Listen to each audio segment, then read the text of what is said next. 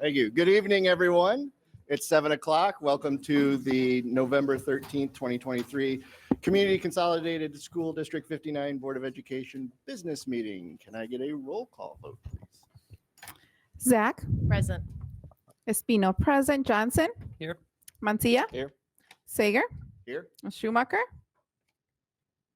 Not here. Chesney. Here. Okay.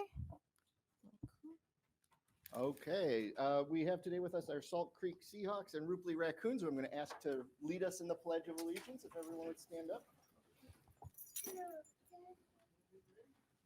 I pledge allegiance to the flag of the United States of America and to the republic for which it stands, one nation, under God, indivisible, with liberty and justice for all.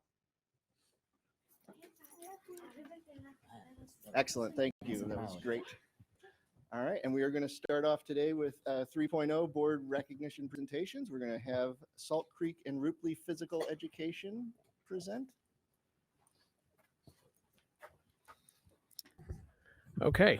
Let's see if I can get close to this. All right. Good evening, Dr. Bresnahan, members of the board, audience members, and those listening at home. Mom, if you're there, hello. We are here. I'm here along with my co-workers, Julie Bakken from Rupley, Sean Nolan, co-teaches Rupley at Salt Creek, and I'm Bo Phillips. I am the PE teacher at Salt Creek. But also with us tonight, we have 6 students. I'm going to introduce them by name. When you hear your name, please stand up. We have Haley. Hi. We have Mac. Hi. We have Connor. We have Helen. And we have Colton. Okay. We are excited for them to be here tonight. I'm going to start us off with a quote, and that is, physical education is critical in educating the whole child. We asked our students 3 questions, and they are going to share their responses. And so with our first question, let's have Haley and Matt come on up. And our question is, why is PE important? Hello. I'm Haley Hicks. I'm in 5th grade and I go to Rupley. The reason why PE is important is because in PE, you can learn about teamwork and good sportsmanship. That's a lot. I can hear myself a lot better. You can learn different skills that you would not learn in other classes. And PE gets your body and brain moving that can help you learn more during the rest of the day.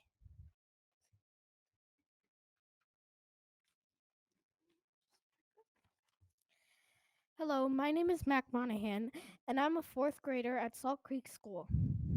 PE is important because it will help me if I need skills like teamwork, cooperation, motivation, and problem solving. I also think PE is important because we learn about healthy choices and lifestyles. Okay. Now we're going to read a little bit from my response. So why are we here? Well, we are here because we are proud of our PE programs, and we want to continue to advocate for that in District 59 and beyond. When the 3 of us plan, we use I'm going to use our fun thing here. Let me make sure I do it right. Our what, why, and how when we create our lessons.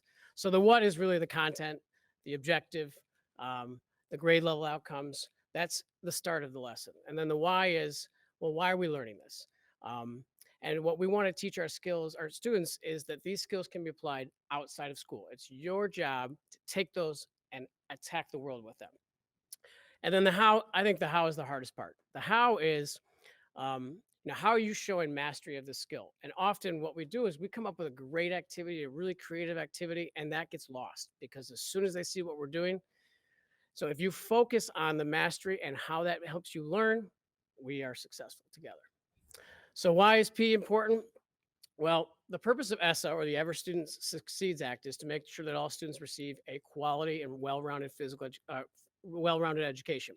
But PE plays a role in that, and it helps build positive relationships with academics. It improves your focus and concentration. PE encourages and shows the importance of building lifetime healthy habits, which some of you just mentioned. In addition to improving social and emotional skills, it reduces referrals and behavior issues. Students learn problem-solving skills, which Mac mentioned and Haley mentioned. how to persevere and overcome challenges. Skills such as teamwork, collaboration, communication are part of every one of our lessons. Students build confidence and take their growth in our classrooms and apply it outside of school. Applying these skills outside of school is part of being a lifelong learner who is both healthy and active. Our next question, I'll let Mrs. Bachman step in here. All right. Before I answer the question about what I like most about PE, we have two of our students to answer this question first. Come on up, Colton. Helen.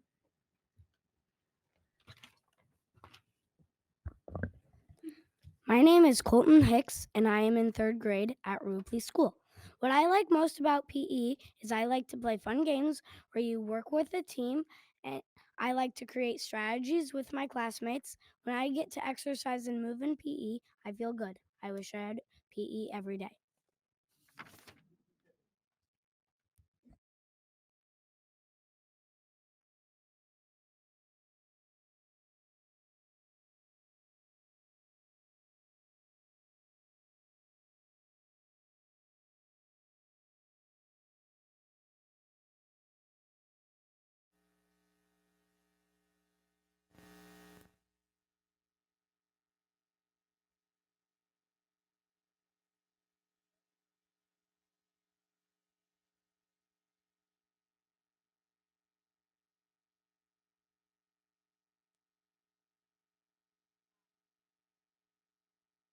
I like most, thank you, about my job is that I get to teach all students. I know every single student's name in the whole school, and I don't think there's many other positions that are like that. So PE is for everyone. Depending on what group I have, when I have them, it is different what we learn, when we learn it, how we learn it, and where we learn it. So I have some pictures to go along with this on the next slide. Just a slide, lots to look at, but I think every picture you look at, you'll see something different. We have students K through 5. PE is for all of them. PE takes place inside, outside. We have an extra space in Rupley for some of our smaller groups that need a little more support, staying in a smaller, safer space, and that is still PE. It's not just in a gym. So that's a creative way of looking at things, that PE can happen anywhere. And it's a blend of all programs. I don't think you would look at any of these pictures and say, oh, there's someone from dual language, someone from our educational life skills program, monolingual classes. It is just one class when they come to us. And while we do value all of their individual differences and we nurture that, the best part about PE is everybody's there together and we all learn together.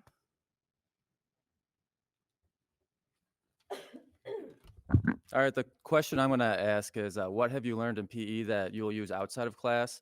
Before I answer it, I'm going to have Haley and Connor come up here. Hello again.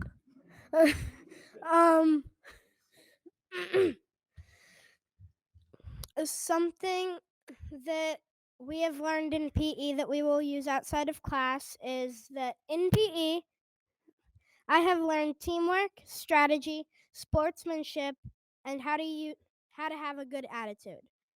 This can have good effects on jobs where you work with others, like being a teacher, a social worker, or really any jobs where you need to communicate and be kind to others.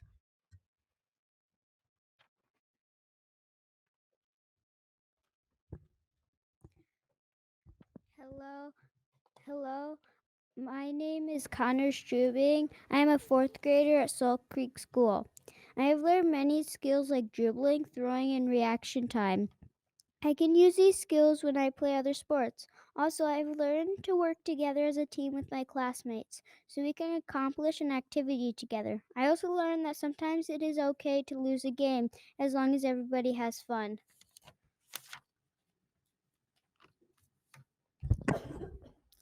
Okay, first let me touch on some of the main skills other than locomotor skills that we are trying to teach to our students. These skills will help our students in the classroom and in real life as they get older. So first of all, problem solving. Students must use strategies, creativity, teamwork, communication, and other critical thinking skills to solve problems in PE. And these are just a small snippet of examples of some of the things we do. For example, the top right one, those are a couple kindergarten students. We ask them to get the ball across the gym to the other basket without using their hands. So they have to use their critical thinking skills to work together to make that happen. And it's cool to see all the different ways that students do stuff like that. The bottom right one is across the river, which I'm sure everyone has played at some part of their lives, where they have to, as a team, everyone has to get across the river with only the amount of equipment that they are given. So being able to watch the students work together and use these skills um, is very good for other aspects of their life too. The other thing is team building. Anyone could be on a team, but we teach our students how to be good teammates. To be on a successful team, you have to feel like you are a welcomed, valued member of that group. We practice respect, sportsmanship, fairness, self-control, and other skills while working with teams because we believe that that is the foundation of being part of a team. So it's not just about being on a team, but like for example, that top left picture on the one before, like that's something we do. It's a name game actually, the one for team building, and that one, just like knowing everybody's name is critical even to make every student in the class feel welcomed and an important member of our gym class. And those are just other examples of teamwork being used. So cross-curricular lessons are a great way to teach students things that they could use in other areas of their life. Just a few examples: cardio drumming for those students that are passionate about music, dance, and rhythm. For our golf unit, we did putt for dough, which helps them with math and counting money.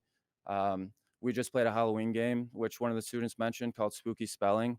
That will get them excited about spelling in the classroom too, and all sorts of more types of cross-curricular things we do. And lastly, I just want to talk about how in our program, we expose students to a wide range of lifetime activities and hopefully find something or many things that they love and will continue to do throughout their life. So we don't just do the traditional sports and games that a lot of PE programs do. We'll do a wide variety of them. So like for this mini golf even, all of these are student created holes. And they get excited about things like that. And there's Mrs. Rodriguez, our principal, actually putting putting there, and so they create these holes. They get exposed to these unique lifetime activities that they might not in other programs. And here are some other ones: cup stacking, which we just did, which I actually learned is also very cross curricular because it helps with reading comprehension skills, and even tabletop games, which you would never think of. But let's be honest, that I've played ping pong way more than I've played tennis in the past 10 years. So like those kind of things, just lifetime activities we want to expose these kids to so that they could be lifelong active people.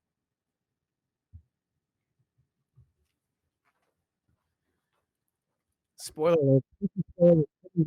A few weeks. So, but we are part of a team, and our team, since we've been together now in a year and a half, it has just been awesome. So, since the support of the board and the district for 3 days a week, Julie, Sean, and I have met over the summers. We have planned and mapped out a unit curriculum for the entire year. I have never done that.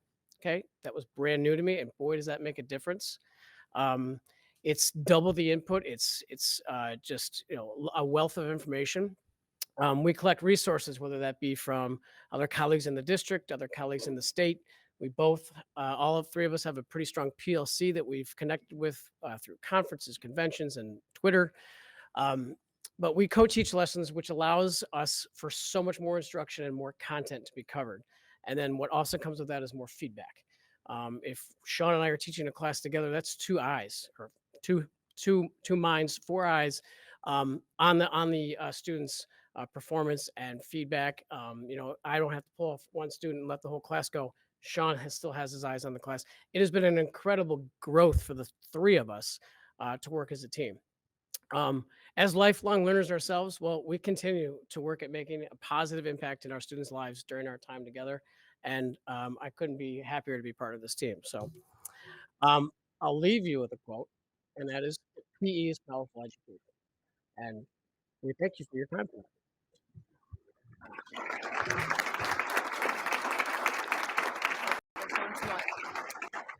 did you have any questions for maybe our students or us? Yeah, I'll ask a question. You guys mentioned the word teamwork a lot and team building.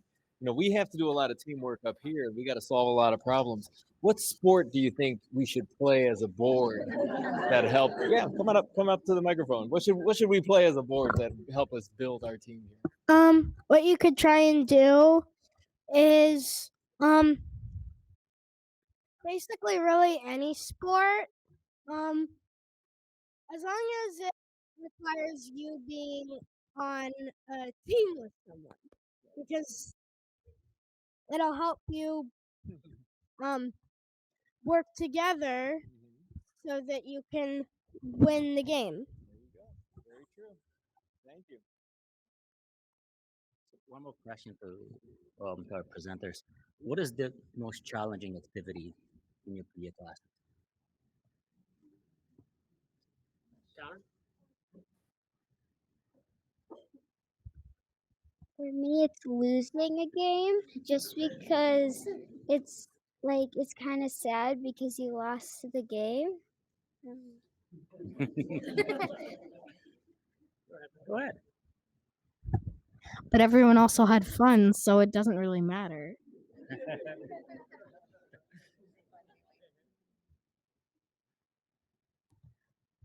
For me, I'm up here again.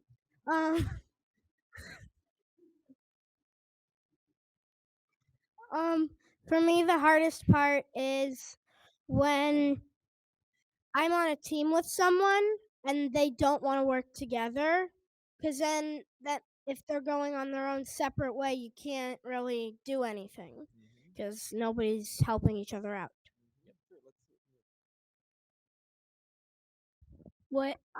My least favorite part is when cheaters and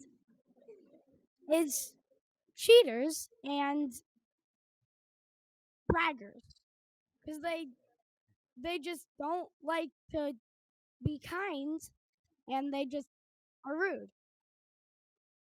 The same thing in your life. It really is. A lot of life lessons in PE.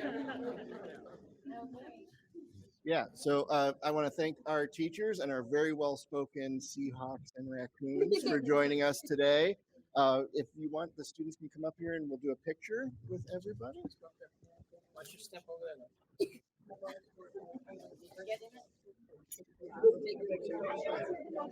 I'm glad nobody dislikes our activities. That's a good thing. Those are so sweet. Oh.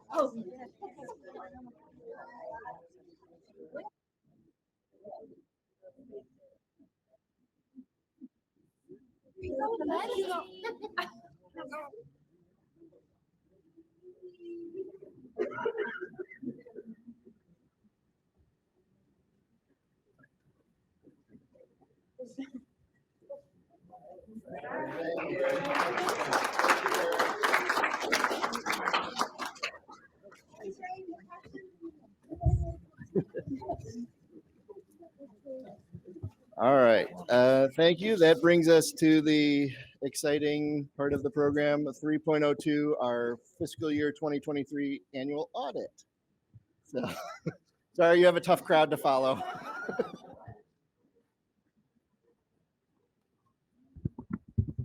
You'll be in a good mood. You won't even hear what I have to say. It'll be easy. Is the microphone? Is the green light on? The green light is on. Okay. All right, thank you for having me. My name is Joe Lycap. I'm a managing director with Baker Tilly, the independent auditors for the district. I'll be discussing the results of the 2023 fiscal year audit. I have two reports that I'll be going over tonight: the audited financial statements and then the reporting and insights letter from the 2023 audit. I'll be presenting at a very high level. I'll only reference a few different page numbers in the financial statements. Of course, if you have any questions, feel free to stop me at any time. If you've already had a chance to look at the financial statements, you can ask me questions at any time or have me go back or however you'd like this to proceed. So don't be afraid to stop me at any point. First off, I'd like to thank the business office for their help in the audit. We ask a lot of questions, we ask for a lot of information, and they're very good at providing us timely and full information on all of our questions. So they do a great job in assisting us to prepare the financial statements and to perform the audit. On to the financial statements that I'll be going over tonight is the annual comprehensive financial report, which, as the name suggests, is a comprehensive document, and it's more comprehensive than what is required by accounting standards. It has a transmittal letter in the beginning that discusses some of the policies of the district, and it also has some 10-year statistical information in the back. You can see how the district has been trending financial-wise over time. So this is information that goes above and beyond what is required, and will be judged by ASBO International and the Government Finance Officers Association for a Certificate in Excellence in Financial Reporting.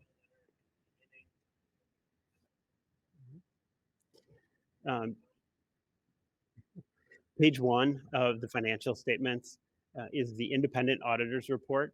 We have again issued a clean or unmodified opinion on the district's financial statements. The highest level of assurance you can gain from your outside auditors.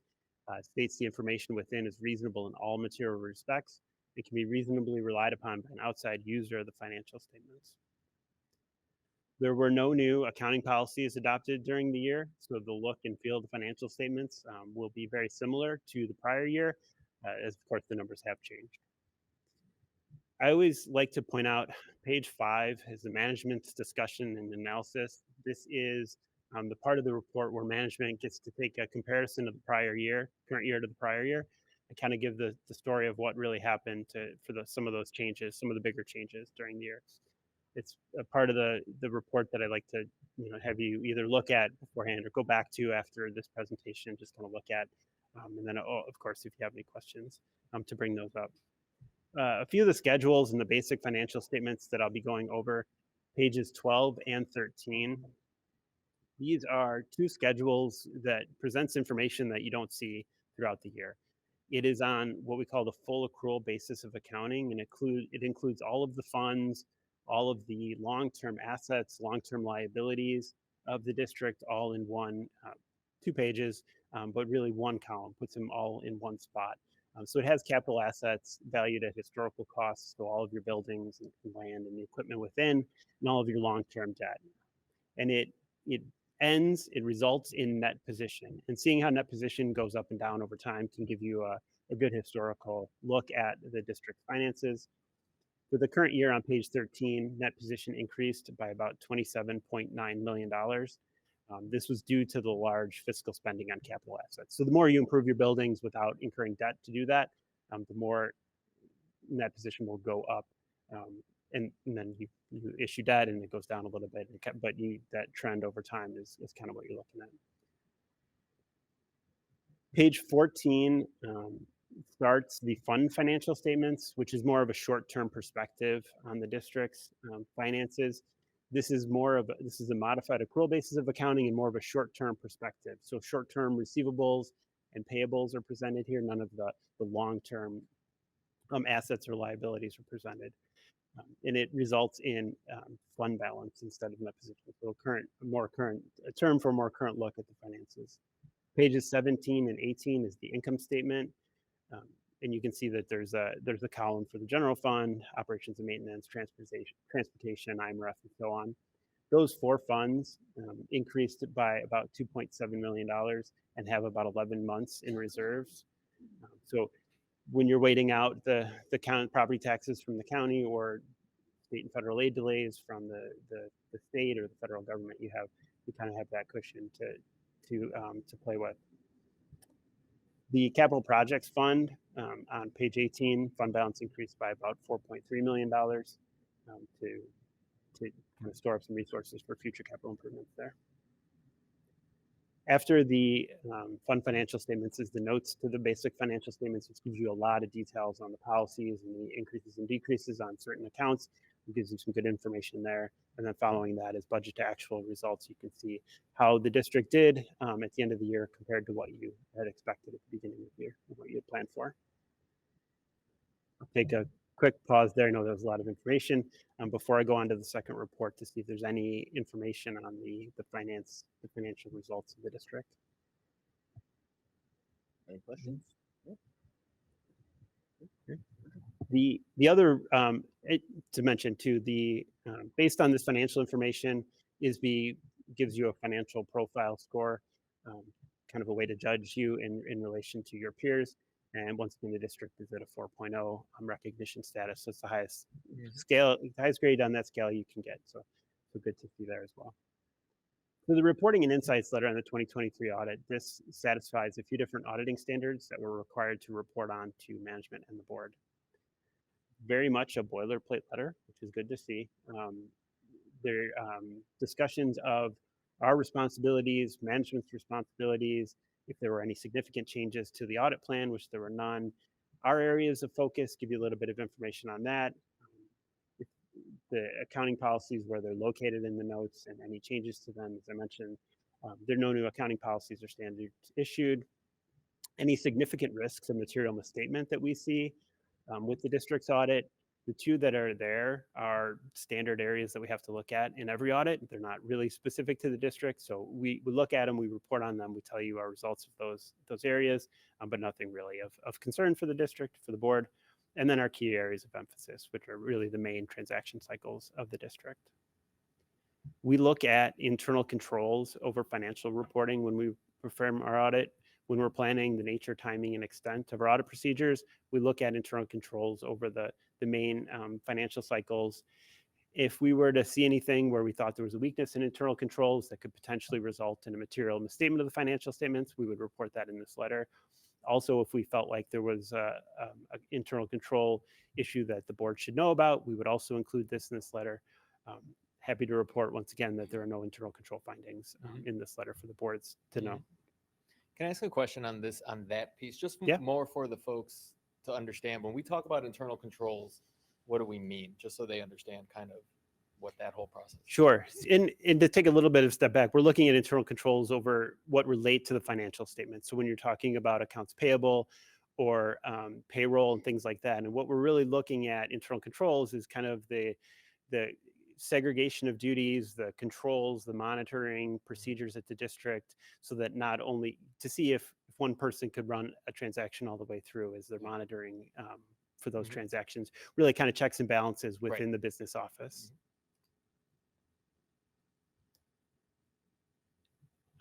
Also, if there were any significant unusual transactions, difficulties, disagreements, happy to report. As I mentioned, there are none of those. And finally, the last few pages are two-way communications regarding your audit. So we work with the business office to perform the audit. We ultimately work for the board. If there's anything you have any questions, concerns over, feel free to reach out to us at any time during the year, not just when I'm out here or when we contact a board member for discussions during the audit. My contact information is on the second page of the report. I'm happy to take those conversations whenever something should come of interest. With that, that's the non-financial highlights. I'll take any questions on that or anything else you have. I have a question, but it's probably for Mr. O'Connor here. The 4.0 score, which is good, clean audit report, which is good. Who relies on our financial statements? Like, is that just when we're taking out a loan or anything like that, or do people request copies of our audit financials? You'd be surprised. It's pretty much a proven way to show that we are showing transparency, not just for our community, but for the state, especially when it comes to the recognition scores. If the district hypothetically does not have a strong score, I've been in districts before that have been taken over by the state, and that's quite a process. So yeah, it's important to make sure that these numbers are close. I mean, it's unfortunate because you can go to jail if you mess up something with money, right? Especially with taxpayer dollars. So it's to show them, to show everybody, this is what we're doing and this is how we're doing it. And for Baker Tilly, the audit process itself, how long? 16 weeks? Is that how long it takes, or is it longer period? We're generally doing field work for 2 to 3 weeks, including reporting. Okay. That's the kind of the core time where our audit team is really focused on the district. But then, as you prepare the financial statements and things, it kind of goes from there to kind of clean up and get reviewed and all the internal control processes that we need to have on our work. So this might be for Ron too. In the what you shared with us in the weekly report, like the PDF and the spreadsheet, is that all coming from Baker Tilly, or is any of that stuff that we maintain in house? So we provide them with information via, we have like a cloud that we send to them whenever they're off site. They put the information together to try and compare it with what we have with Skyward, which is our financial auditing system. And then we kind of make use of, like, so for example, in finance facilities, one of the big things for us was trying to deviate between the certain funding between June and July. So they get this information from us, we work together, and then from there they filter it out, and then they say, okay, this is what we have here. Check it out, and that'll be it. But it's nothing where we have like a final say. Yeah, all of the information in the financial statements comes from the district records, and we audit it and we work collaboratively to prepare the ultimate annual comprehensive financial report.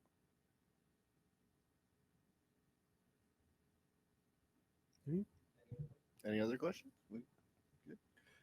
So just anything coming up on the horizon that's going to change in the next bit of time? I mean, it's kind of hard to say with, the big changes that you would see would be anything state mandated with, cost sharing of pensions and things like that.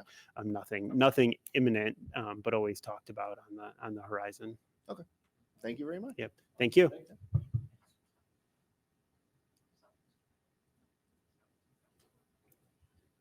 Let me relocate myself here. Okay.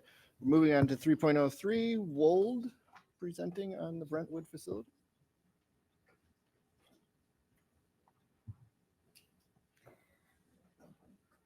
So as Mr. Eichhorn makes his way up, we're going to follow up from our previous committee of the whole presentation regarding possible solutions for Brentwood.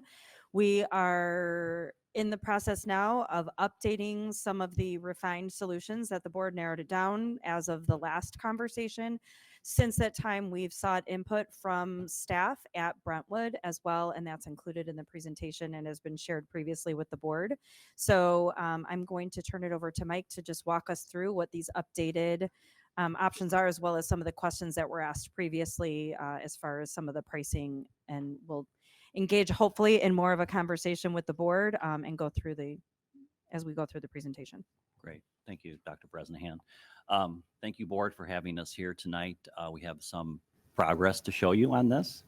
My team there, Allison, David, and I, since the board meeting, we did go back and been working in the studio to make the revisions to the options, as well as the budgets for those. So I'll go through those, the plans and the costs.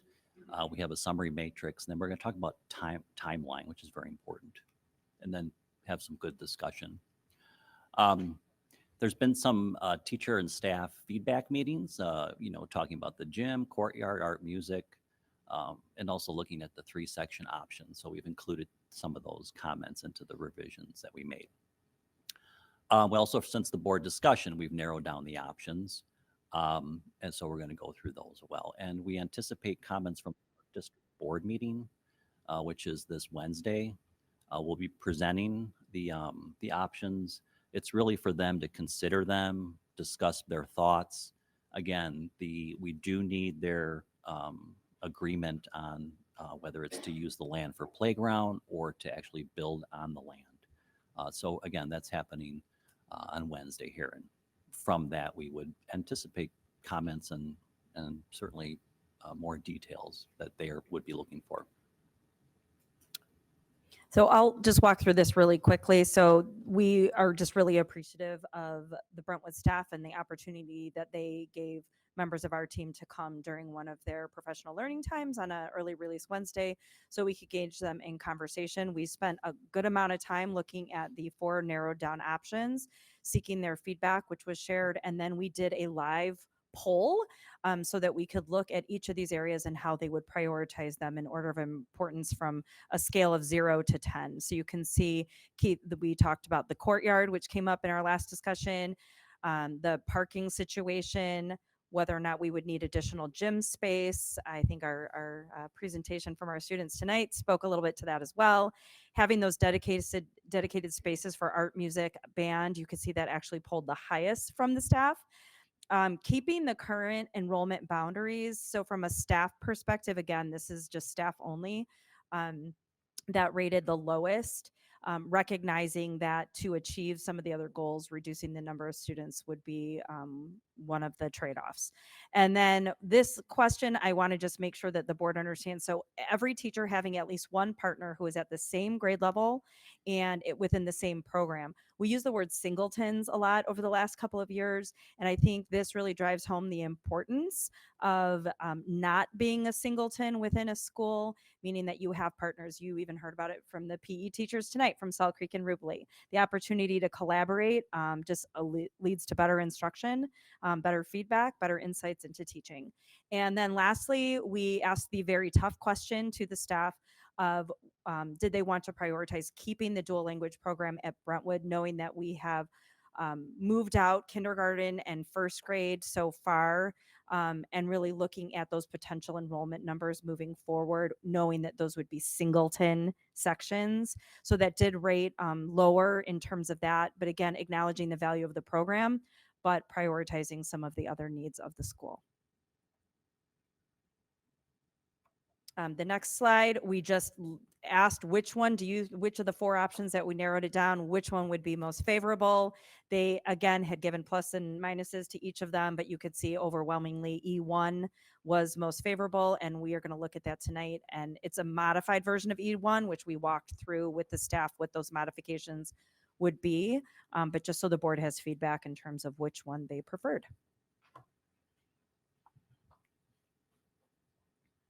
Okay, so since we met, we did do some edits to this.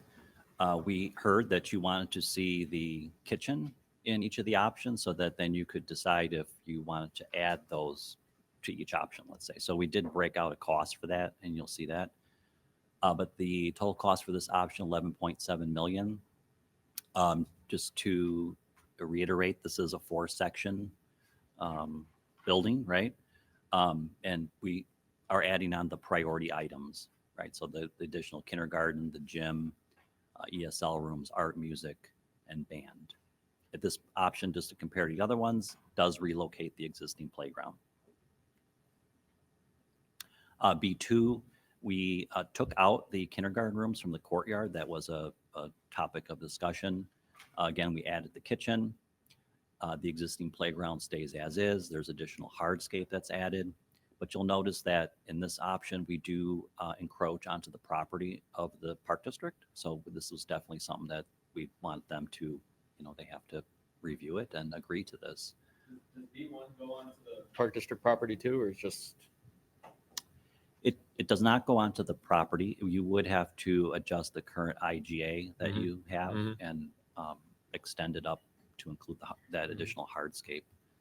And but we are not building on their property in this option.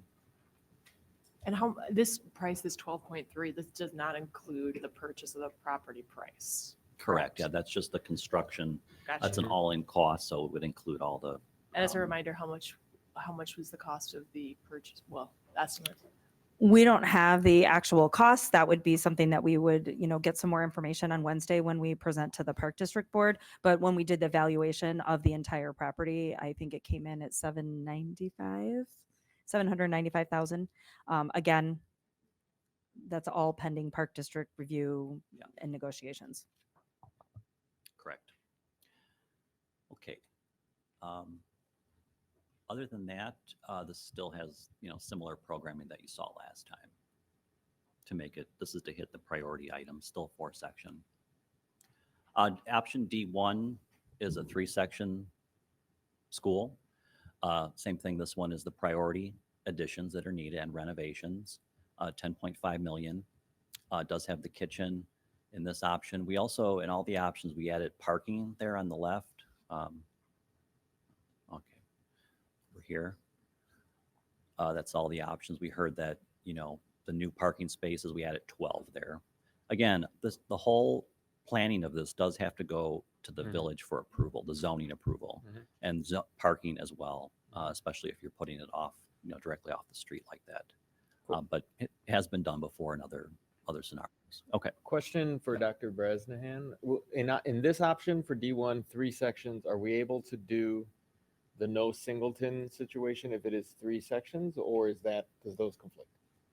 So in both options D1 and E1, which would both reduce the schools to 3 sections, which puts it more in line with the majority of our other elementary buildings, if we prioritized having no singletons, this would be removing the remainder of our dual language classrooms, which next year would be grades 3, 4, and 5. It obviously timeline and everything else would be pending, but that would create 3 sections of monolingual only, as well as embedded ESL, which are included in our monolingual classrooms. Just for clarification, so these plans would require you to move dual language 3, 4, and 5 for next year. So in the fall. Not necessarily, because during construction, and I think when we get to the timeline piece, it's going to be something that we'll want to consider, because the impacts of next year, we don't have incoming second graders. So it would be 3, 4, 5. So we'd gain 1 classroom, which means maybe we could go a year with either art or music on a cart.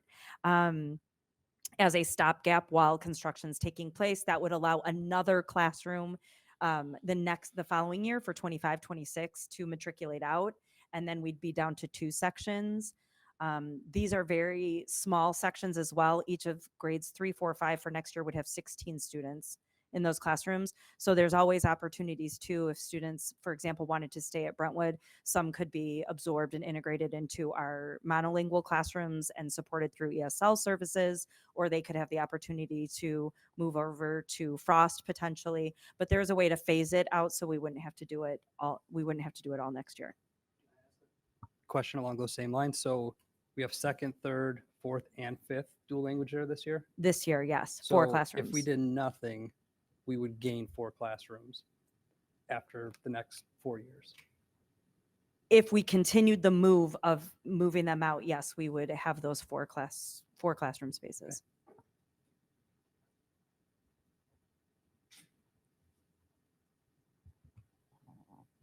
Okay. Option E1, in this case, it's 3 sections. We're adding 1 gym, basically at 5,000 square foot. Some of the comments last time was, why do we need 2 gyms? And so I think in this case, you have the full-size gym, which allows you to run the correct number of sections there for PE. And again, you're adding additional kindergarten, renovating for ESL, and then the current gymnasium here, the proposal is to put art and music within that space itself and get, about a 1,200 square foot space for each program there. So those are the things that changed, were that we increased the renovation. So you'll see that up at the upper right-hand corner, 11,000 square feet, and that's included in the 13.8 million.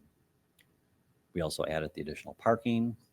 The kitchen option is also shown there. The cost breakdown, if you were to, again, the previous costs do include the kitchen and gym, but if you were to take that out, the kitchen would reduce the price by $750,000. And then that second gym that we had talked about in B and D would be $2 million. If you didn't want to do that, that would come off the price. So how much was going to be the delta in the option E for that gym, not including the grounds? Because you mentioned that it's only for the first 3 options, not for the E1 option. Yeah, E1 we need a gym. So in this case, there wouldn't be a premium per se, as it's just it's built into the 13.8. You're saying that the differential in the 2 sizes of the gym, or no? You mentioned on the next slide that the kitchen is 750 and correct. The gym is 2 million, right? I'm just curious, how much is that? Like, because you're only doing this, the gym as the option. That's why you split it out. Got it. Yeah, because E1 doesn't have a second gym. Because the original gym, that's art and music now. Is that Yeah. that's where the gym is there, right? Yeah. Correct. Yeah. So did we These look at an options. option for, like, if we're looking at the repurposing the old gym for arts and music? Did we look into how we're going to manage the band? So band runs for just 5th grade and it's not there every day. So that there would be opportunities within some of those other spaces for band to have So space. just for clarity for everybody else, like, the band would have their equipment around the same area as the music or art, and they would repurpose the space. Yes. Yes, That's- out of those two spaces. Yes. I think everything I was looking for is here. So Okay. And the playground is staying in the same place? Correct. Yeah, the playground stays in the It's same staying, place. okay. You can see that here. Mhm. But we do need to create some additional hardscape. So, you know, whether it's in this little interstitial area or over here, that's something that we can go through in the design process. This option does provide additional parking lot here, and you know, keeps everything out of the courtyard. It does expand the library back to, you know, the library was a lot larger at one time, so it expands that another about 1,000 square feet. It creates this teacher kind of development area here, and then expands the multi-purpose room and adds the kitchen. So the playground stays the same. The playground that was built a year ago, right? That was installed a year ago for how much? Just this past summer. Past summer Yep. for that was 500,000. Okay, so we take that into like cost considerations in a sense of not having to replace it, or they're not lost dollars in a sense in E1 here. Correct. And the other version, B1, it does have Yeah. the cost to reconstruct that. Right. Yeah. Let Okay. me Yeah. ask devil's advocate question. I know I saw the survey results, and the courtyard was very popular. You know, every space is a premium. Yeah. You know, is it? And I think sometimes when we're trying to find the space, and you know, and I know some other colleagues mentioned it as well, we have a lot of space there. I mean, I get it. I get the purpose and the use, but then I wonder, but also too balancing the difficulty of doing construction inside of there. But sometimes I wonder, should we be looking at the courtyard? I don't know. You know. Yeah. Well, and the one option we had it, you know, in one of the earlier versions of, I think, B1. So it's not that it's not doable, right? It's I think it's part of the design process. If we feel like, you know, we can't get as much land, or we really need that real estate in the courtyard, I think right now we're looking at what the most beneficial right now, the most ideal, if you will. If we have to go back to that, then you know, we look at the cost and the phasing as well. Yeah, and if you want an example of a courtyard that has been filled in, I believe actually 2, you could visit Claremont. You can see what that creates. Some dead ends, some loss of a lot of interior space without natural light. It's a little bit of a maze. So and again, hopefully we would do things, you know, very mindfully. So not, but it is a good example of a building that had a courtyard and then filled it in. No, I know, and I like I said, it was more just exploring every single house. Robert, Yeah. it's almost better to use the metal, if not for any classroom, but the playground, and gain the space on the side. Yeah. So thinking about how much we need to either lift in, put a crane, and Oh, put sure, down getting the- it in, yeah, or that'd be destroy it'd be a a mess. different classroom. Yeah. Yeah, it'd be a mess. Okay. Any other thoughts on? Yeah. Okay. When we were designing this this option E, so I know I mentioned this as potential like good thing to have. Yeah. Did you consider how the construction can be phased in?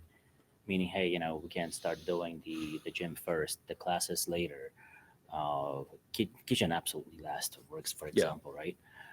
Just I'm thinking on how do we make sure that we don't jump on all of the costs right away, while we're still waiting on potential like results of review of all the other elementary schools.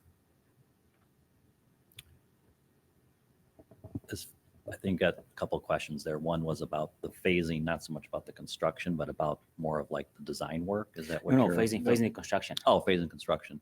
Well, we have a 12-month construction phase on this. So design would have to start next month, in order to get bidding out late next summer and then start construction. I think the additions typically go first, right? Stuff on the outside of the building, and then during following summer, you do the interior renovations. But really, once it's bid out, we don't want to be making changes to the design, so you kind of have that. That's kind of what you're asking. What my there. thinking was, I mean, if we start with the gym and arts and music, then have prepare for but not do construction on the additional classes, for example. Now, I'm not saying that's the right way to do it, right? I'm just thinking about how there is a concern in the room on, do we want to commit for all of the expenses right away when we have no idea? Well, we have some idea, but it would be great to have all the study and like a comprehensive plan for what's going to happen to all of the other buildings, right? Yeah. So I guess related to that, can you build a gym without those 2 bathrooms right there? Or is there a requirement that it be there? The gym, there are bathrooms not too far from there. So I think it'd be okay to not, I think the bathrooms relate to the additional classroom there. You got the kindergarten. And, for the gym, it's a lot more convenient if you want to do after hour, public use of of that part of the building and not have to go back into the existing building. So there could be some revisions there, but right now it's needed. What on E1 here, the green areas, we got the classroom. So is that right there, the top one there with this classroom, 900 square feet. That's renovation. Is that an existing classroom today, or right? That's an existing. Yeah, there's an existing classroom there, but when you add a building like that, you have to, there's like snow loads that go above the existing building. So you need to reinforce the structure. We're also adding that additional corridor there, the green one to the right. So that touches that room. So to be on the, we wouldn't necessarily be gutting that whole thing, but we want to allocate renovation costs. Yeah, so those are existing rooms today. Correct. It's just that we're just extending the wall of the building. Yeah, now so this is existing here. So that's all being renovated.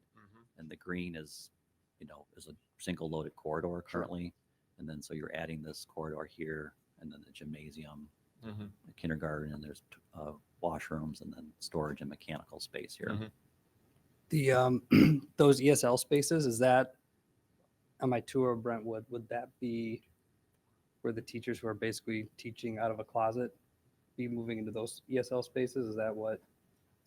Yeah, all of the really small kind of like pocketed spaces that they're currently using would be relocated into these renovated classroom spaces. So I think if I hear what you're saying, Lucas, at minimum, I would say it's not a bad idea to move. It will not be a bad decision to move forward and have a bigger gym and to have dedicated art and music spaces. I think any building that we have right now to gain those 3 spaces in any of our elementary schools would be a positive improvement. The renovations of existing spaces into small group spaces long term is critical. I think those are spaces that are adapting to the way we are teaching, as opposed to our teaching adapting to the way. And when you look at schools that have more space, you see small group setting in very large classrooms, right? Or you see multiple small groups within a classroom, which then isn't conducive for sound and interaction, those types of things. So if you really had to prioritize, like, what could we do that wouldn't put all our buildings out of kind of whack with one another, I would say the gym space and that dedicated art and music. If we're moving to 3 sections, or if the board wanted to phase, I think you lose some of the, cost efficiencies for sure. But outside of that, the return, the renovate, the day I got here and toured all the buildings, the 2 things that I thought we could do at every elementary building, or the majority of our elementary buildings, is renovating our LRCs and our gyms. Those were the first two things that I noticed in all of them. Our LRCs are very outdated across the board. So I think gaining those two spaces here, dedicating to art and music, returning of a staff lounge, which is a high priority for the staff there. If we wanted to shave anything off of this plan, maybe you don't need that additional K3 room, those 2 additional toilets. I know we're going to probably have some needed space for mechanicals. Yeah, I think that, this is schematic, so Mhm. you want to leave some space there for mechanical. It's not designed yet, but you have to allocate some room for that. So I think I'm probably alone in my opinion where, but it kind of piggybacks off what Dr. Bresnan was saying. I like the green stuff because I feel like you can do that a lot less expensively. It goes towards how things are moving in terms of how we're educating. It is something that we could probably look at all the other schools and replicate with some empty spaces in other schools if needed. And we're going to be, I think that was just 4 regular classrooms, right? So we're going to be getting classrooms back slowly where we can start moving different things back into these spaces and maybe splitting them up a little to fit the needs, because maybe in 5 years it's not like that anymore.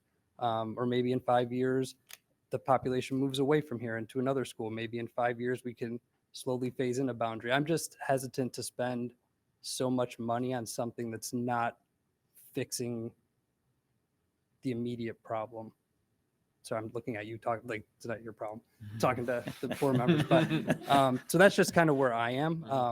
I have a hard time saying this school gets a nice new gym and cafeteria and all this stuff while I don't know about the other schools. What are the other schools getting? So the precedent it sets without having a plan is just why I'm still not liking very many of these. But some of those things we would have to do no matter what. We already know it, right? In terms of? We know that we have significant issues with not enough space. We know we have issues with arts and music that are sitting outside. Right.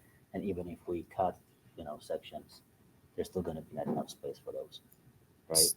Yeah, some schools the gyms are fine, but maybe they're not fine. Well, I'm talking about like Brentwood, right? Right. Like my concern is if we don't do anything right now, we're prolonging the suffering of, we're going to lose portables and our teachers will have to be running around with carts between classes all the time, right? Right. But that whole, everything in green there, in a few years, we get that back no matter what we do, right? That's if we make the decision that we are not programmatic maintaining dual language at Brentwood and that we are moving moving the remainder of a program. Right. Which was originally done as a stopgap. So I just want to make, that was not some collective decision. I think, to be fair, we also have a dual language task force that's been meeting. We just met earlier today and had a really robust conversation, because it's not just about dual language, it's really about programming on the whole. When we look across our buildings, the majority are 3-section buildings. When we look at how class sizes are so, so vastly different from school to school, I think we just have a lot of other things that we need to correct simultaneously. Moving our buildings forward, because we're kind of getting this pressure because we have the portable situation, I think at least gets the ball rolling and expedites. We have 15 schools ultimately, right? So if we knock this one out because we have a plan and we have a purpose, I think that will help expedite us looking at, these are the priorities. How do we now create parity across the rest of our elementary schools at least? So I think those are two sides, and we're sitting in a positive cash position. That's included in the slide as well. If you want to flip to that real quick, Mike. So if we have some of that and we're not excessive in our spending, I think it's a healthy move forward. This money should go back into our buildings. So I think it's really for the board to decide and balance between those things. I can say very confidently that as we go to do the other elementary schools, we're going to find similar issues. I think we're going to find some that are in good good standing and have adequate space, but are going to need renovating more of the green. I think we're going to have other schools that are going to need more of the addition space when it comes to E. PE. I have So- a silly question. Good. What if we do the kitchen now? Is it going to sit there until we kind of switch contracts or adjust contracts with Organic They- Life? They No. currently have a kitchen that they use for food prep. Yeah, the Yeah, I kitchen's would- still used as a servery regardless. It's not a cooking kitchen. We're not installing ovens and we're not moving to an in-house to cook. It's more of a servery, I guess is a better stuff term, warm and where dry out. they set out the meals and the service areas that don't encroach into the existing space. So there's more room for tables and Yeah. eating space. By pulling the kitchen out, Yeah. you know. the So space- kitchen's kind of a misnomer in this. It's not a Yeah. prep kitchen. So it can be used immediately. Okay. Yeah. Okay. The estimate on the park, because obviously we don't know what's going to happen with the park district property. That estimate of ballpark range of 700,000, 800,000, is that for the entire parcel or for the portion that we would? No, it's for the entire For parcel. the entire parcel. Is there any way we can go back to the staff, even if we narrow tonight or whatever? Because there are some revisions here. They weren't shown these plans. So I think it would be a good idea to just ask again. It doesn't have to be an in-person meeting. I think it could be an email. Just like the simple poll of like, do you still like E? Because I would hate to spend, close to $15 million and they're like, well, we like the old E or No, whatever. we actually spoke about E in the modified terms. So I did. I So shared, this is I what they saw. anticipated, I didn't have this final drawing, but I told them that this is what we were looking at doing and turning it sideways. So the interior, the green space is what I would say they were most concerned about, as well as getting that additional gym since the existing gym space was going to be reconfigured. So I think, and going through the process where we got the plus and minuses on each of the drawings, I think we captured a good sense that I feel, regardless of what the final, plan is, that we were able to stay in alignment with what their preferences were. I'm gonna say something crazy. Hmm. Uh, Make sure your mic's on. it is on. I mean, I'm gonna say crazy because I never come with easy problems. Right? What are the chances that we could potentially get a preliminary review of all other schools, just to at least compare the scales of issues? I have a quick question about the 3-section option. So if we're looking at moving the dual language Spanish program out, right? Essentially Brentwood right now is a 3.5-section building, right? We've got 3 monolingual sections and part of a dual, well, 3 point whatever, right? If that attrition is going to continue, is there space at Frost for that attrition to continue? So that would domino our next need. Yes, with an asterisk, perhaps, because we have to look at the number of families that would choose not to go. We have to look at sibling situations. There's always impact. It's not ever just, this program moves and therefore it's, equal to the numbers. So there are other considerations, but would we have space elsewhere to continue to grow that program? Yes. Do we have portables at Frost? Yes. I would say, and this is something the board really needs to, we need to just have in-depth conversations on as we have these facilities, is class size is our biggest driver right now. We have classrooms right now that are at capacity. And so we've had to make a hard decision today and start conversations around what do we do if another student enrolls between now and the end of the year at some of our schools. There is no more room within a classroom, and we can't just split a section mid-year and hire more teachers, right? We're trying to look responsibly at that. We have other schools neighboring them that are sitting with very, very low class sizes. So now as new students enroll, we're gonna have to investigate and see, can that student start school somewhere else, perhaps, where there is more room. So it is more so than, I think having stability in our buildings around capacity is important. It is not the driver right now. It is our are disparities of enrollment based on boundaries and programming that is causing the much greater need. And the clarity of direction on that will drive the rest of this more so than anything else. And that's part of where I was leading is Devonshire is over in that cluster as well, and presumably has more monolingual space available. Correct. It's not as They are a utilized. 2-section school. They're a 2-section school, but they currently have 2 sections, but they can fit. They could fit 3 3. sections. So as yes. part of this cluster, like if you think of the schools as a cluster for friendship, right, then that, I think we also have to have some boundary changes as well, possibly phased in, right? But that will rebalance those 3 buildings with, if we're gonna wind up with a dual language program concentrated at Frost, we need to, something else has to give, right?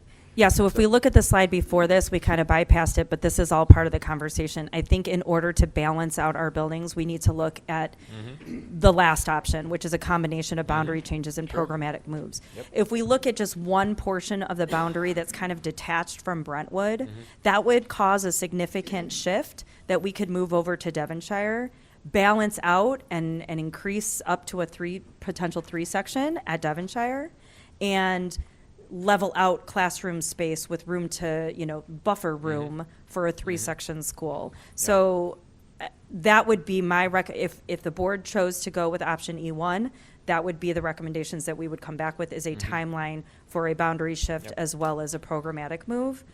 And the longer conversation that the dual language task force is not doing the programmatic move for Brentwood in isolation, but looking holistically at our dual language program and how might we reconfigure that across all of our schools, which is a significant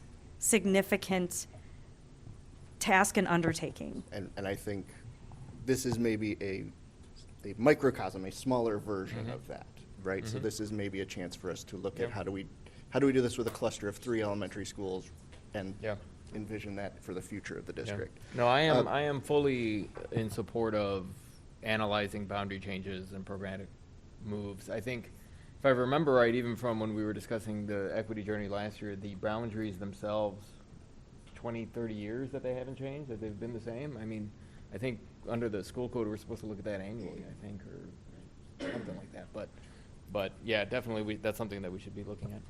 Okay, so moving on, if I think about Brentwood in a vacuum, it feels like a 3-section building just because of that plot of land that it's on. I feel like it's really landlocked.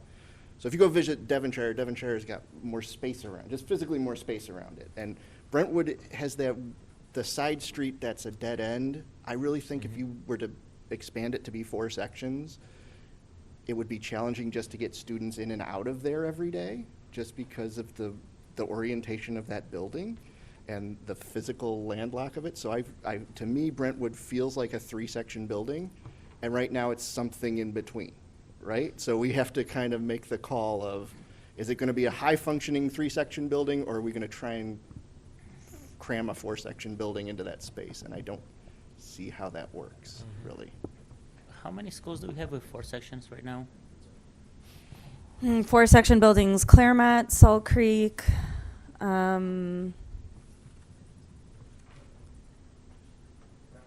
Brentwood for 4 grade levels. Frost has 3 grade levels, so they're half. No, yeah, and our 2 largest schools. So just class size wise, we look at number of sections, and then you want to add a dedicated space for art and music. So if you have 3 sections, that's K5, that's 18 classrooms, plus 2 for art and music. So you really want to be at 20, and then you want some room, right? You want room in case there's a bubble section one year where you get spikes in enrollment, whatever. A good portion of our buildings have 22 classrooms. When you go to a building like Salt Creek, you look at gym space, you look at hallway space, you look at classroom space. It was built much more like one of our junior highs, actually, in terms of actual capacity.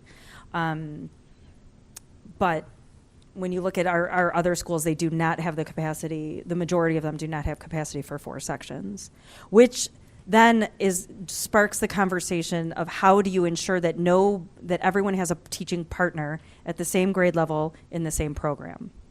Because if you have 4 sections, you can do 2 monolingual, 2 dual. But if you have 3,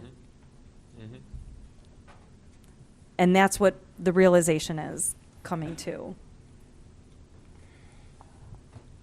Okay, so any further discussion on this?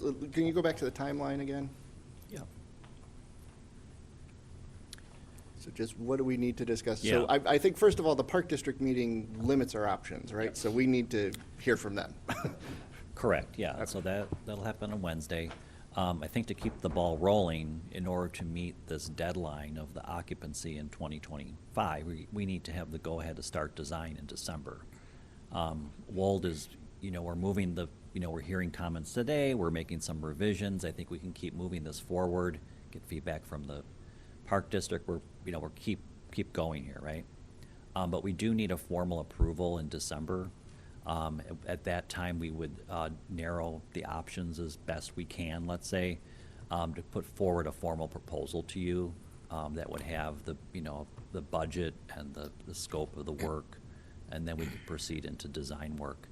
But that December date is pretty critical because it does take time to design drawings. We have to meet with start going through the whole gamut of reviews, right?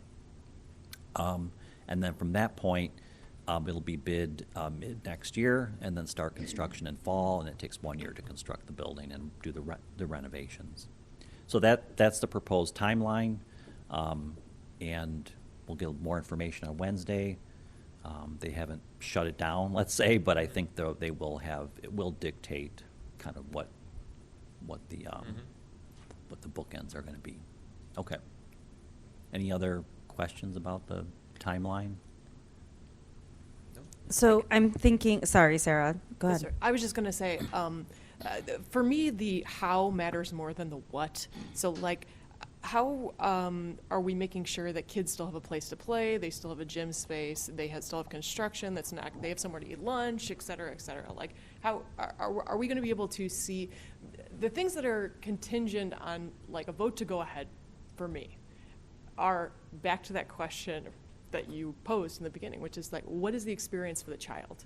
So for me, I want to get this where the experience for the child is not totally screwed up while this is going on, and they still have all those things in place to learn. So how can we get a more detailed presentation of what is going to happen when, and and you all know this, particularly for me, how are we moving kids and when? Yeah. How can we get a more detailed presentation of that information? I'm going to be real with you guys. I don't know. I think we might need another meeting. I don't think that we are going to be, if we're trying to come to a action by December, I see us go in so many different directions right now. And there are so many things I think that still need to be sussed out. And to your point, TR, I totally understand the approach of like, I do feel sometimes like we're doing things a little backwards, and we haven't totally, we don't see the full picture really yet. And that's scary, and I understand, but I think at the same time, just looking at the amount of housing by Brentwood, I think it is always going to be densely populated over there. So I do want to move forward, but it's really important to me that I know how the kids are going to be affected by all of this. How can we get all that on paper before we make pretty much we're talking here close to a $15 million decision that is going to serve kids really well. So how do we get into the details of this before we can come to action, hopefully in December? So the key piece for me tonight is that I need to know whether the board wants to stick with a 4-section or a 3-section. Right, and that's tricky for me because I think that for me depends on how you move the kids. So if 4 to 3 means that we have to move them really fast, I'm not into it, right? But I understand the complication of that. Thoughts? So I think natural attrition, assuming we get another year of moving the dual language program yearly to Frost, gets us down to a total of 32 students who would still be in the 4th and 5th grade there. I don't. For the 25, 26? Yes, right? Am I doing that right? Yeah, 2 years out. Yes, because we'll be down to 3 sections, and then we would be down to 2 when the time would come to move this, yeah. And so and we don't know all those students would want to move or if they'd want to continue we could survey those families, right? Yes. Okay. Maybe there's some information.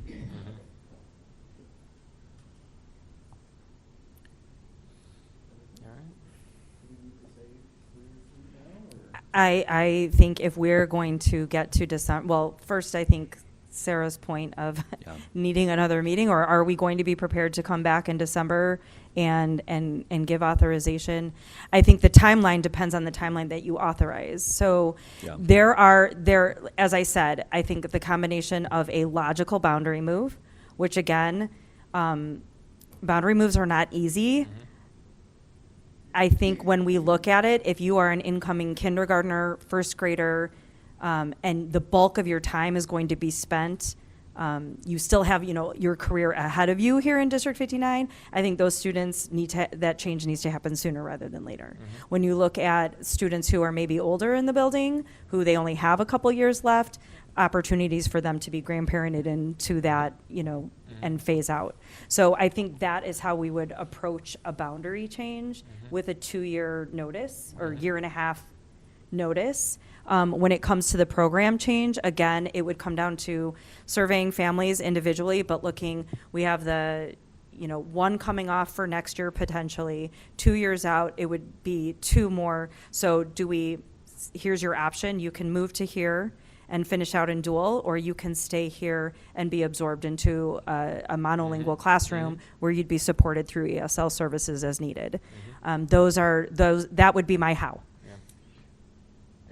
And that's what the team has discussed and we've gotten input on, but it's so much dictated in terms of this to trigger that to go into play. But that would be, we'd have a year and a half to educate, communicate, inform. We can also say, okay, from here on out, moving forward with that boundary, you're going to move, that now is Devonshire, starting with this year moving forward. So we can start to see some reduction in enrollment just by those small changes. Yeah, that's what I was going to ask is, could we make a boundary change this year that would affect next year's kindergartners or something? Right? Kind of phase it in early, right, before the construction's done. Yeah, and I would want to give opportunity that if it's going to be phased in, even I would say our kindergartners who started this year, or who are going to be first graders next year, giving them that opportunity to spend the bulk of their time with the students that they will be going to junior high with. And they go to the same junior high also, which is nice between those two. But, some parents may choose a less crowded building as their experience rather than I'm going to stay here and not move, right? So that's where I think informing parents Can we present important. Ridge as an option to these families as well? Sure, we would need to look at class sizes and sections at Ridge as well, though. What are the what are the average class size for the 3 sections that would be staying monolingual at Brentwood? Monolingual or dual?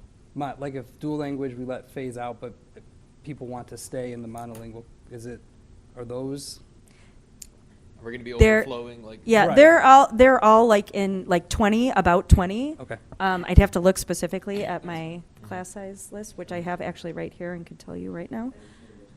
19 to 22. Yeah, there are nice class size. So typically K2, we have a cap we go up to 24, and then it sparks conversations once we hit 24. We don't have those caps at 3, 4, 5, but again, right now it's 3rd grade are all at 18, so they'd be going up to 4th grade, and then that would be the 5th grade class. So there is room. I think we calculated if 75% of the students in dual language opted to stay at Brentwood, they would be able to be absorbed into the classrooms with that, in addition with that boundary change. Yeah, I think kind of going on with what Sarah mentioned, there's going to be impacts from construction, from boundary changes, et cetera. You're going to get that one family that that is going to be impacted by the boundary change, that's going to be unhappy about it. So it's just kind of the tough decisions that we're going to have to tackle. And we can't forget, it's not only the kids, Sure. although kids are most important, it's also the teachers. Right. Because, I mean, right now, I know our teachers are in limbo, right? I mean, Absolutely, yeah. Especially Yeah. the dual language. Yes, absolutely. And I think part of the understanding that the board should be really aware of is that these decisions and impacts on students are happening every year across the district. There are choices that families are forced to make every single year. And to me, the best long-term thing that we can do for families is create a sustainable system. So even if it's a short-term transition that is kind of forced upon students, it's the long-term indecisions that we are making that are causing unintentional outcomes that we aren't even aware of. So I don't want to say that, hey, moving kids and transitioning them is the worst thing we could do. There are other things that can be happening within a school setting, class sizes, teacher instability. If my child has a new teacher every single year of their experience, I as a parent would choose to move over maybe that. And so I think we have to look holistically at the impacts on kids and the whole student experience, and not shy away from, there's always going to be a trade-off. So which one are we making? And just being very transparent about which one we're choosing and being intentional about choosing it, as opposed to all of these things that we are regularly experiencing internally that don't rise to this level. I agree. Okay. So I would like, before we leave tonight, if we can just do a little straw poll on where we are in terms of these options so that we can solidify and bring back in the hopes of having a board action in December. I am looking at E1. I guess that's my choice. If I had to pick one. Anybody else? So that Good. means Three section, yeah. Anybody else? Three sections? I am also looking at E1, but again, it's contingent on me getting the sussed out plan of how it's going to go. So I don't think without that, I can't vote for it in December. So I need to see more detail if I want to vote for it in December.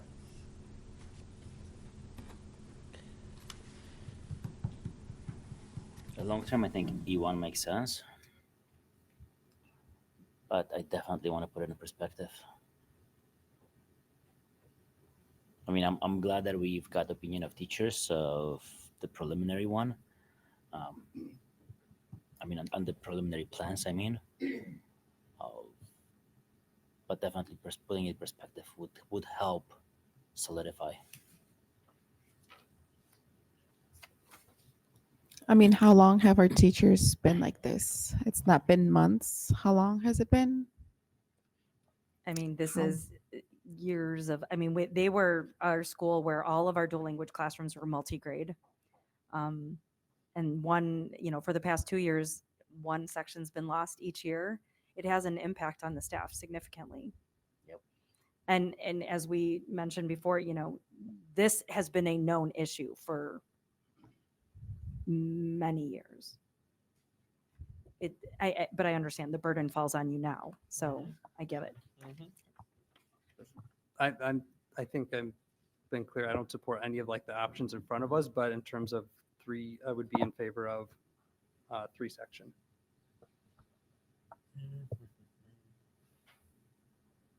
Okay, so I guess I should give my opinion. I am sort of, it feels like to me a 3-section building. I am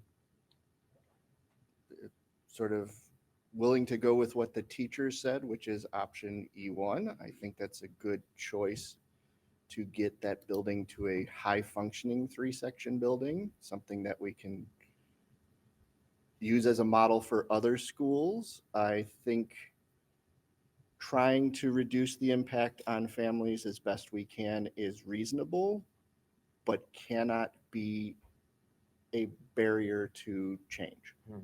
So I want to be careful that in saying that there are students who will be affected by a boundary change, but we can do our best to minimize that. So for instance, if we know the boundary change is coming, start moving kindergartners the year before, that sort of thing.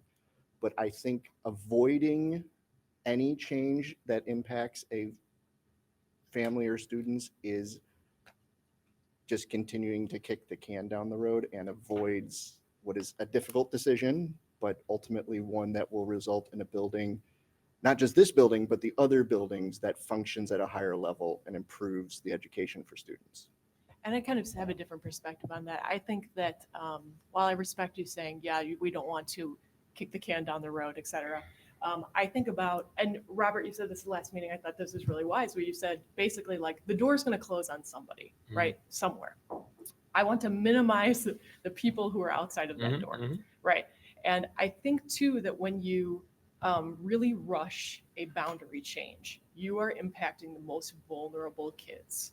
Because when I think about a kid who is going to be disturbed by ripping them out of their school, it's because they have a team there, right? They might have a social worker there, a psychologist there, they might have a one-to-one aide, et cetera, et cetera, et cetera, right? So we want to minimize those situations. And the vast majority of parents who have contacted me regarding this from Brentwood, their kids would be devastated to be removed from the school because they have established connections there. So I don't see it as kicking the can down the road. I see it as we are transitioning well after 30 years of no transition. So I think it is worth it to do the long transition in order to keep the fewest number of people outside of that door that's going to close. Daisy. I'm going as well with the 3 section with the E1. So E1 and D1 were both 3-section schools, meaning that dual language would just be phased out of the two, right? That's just to clarify that point, right? Correct. Okay. I also want to say, Devonshire is a good example of an entire program moving within 1 year, where we moved dual language out to consolidate and have stable class sizes. And I just want to say, if you want to go see what our staff can do to build community and welcoming through a really tough transition, go to Frost. I think they did such an excellent job of welcoming in an entire group of students and as a community. So I think the power of the people on the receiving end are also, they make a difference. And our staff make a difference every day for our kids, and that's why they love where they are and why students don't want to leave them.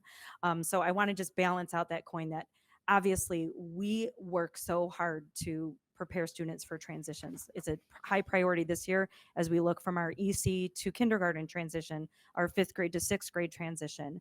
I think our staff are experts in supporting students through that. So again, I don't want to minimize, but I also want to say that if we're acknowledging what that transition is that we're adding to them, then we will be prepared on the other side to receive them.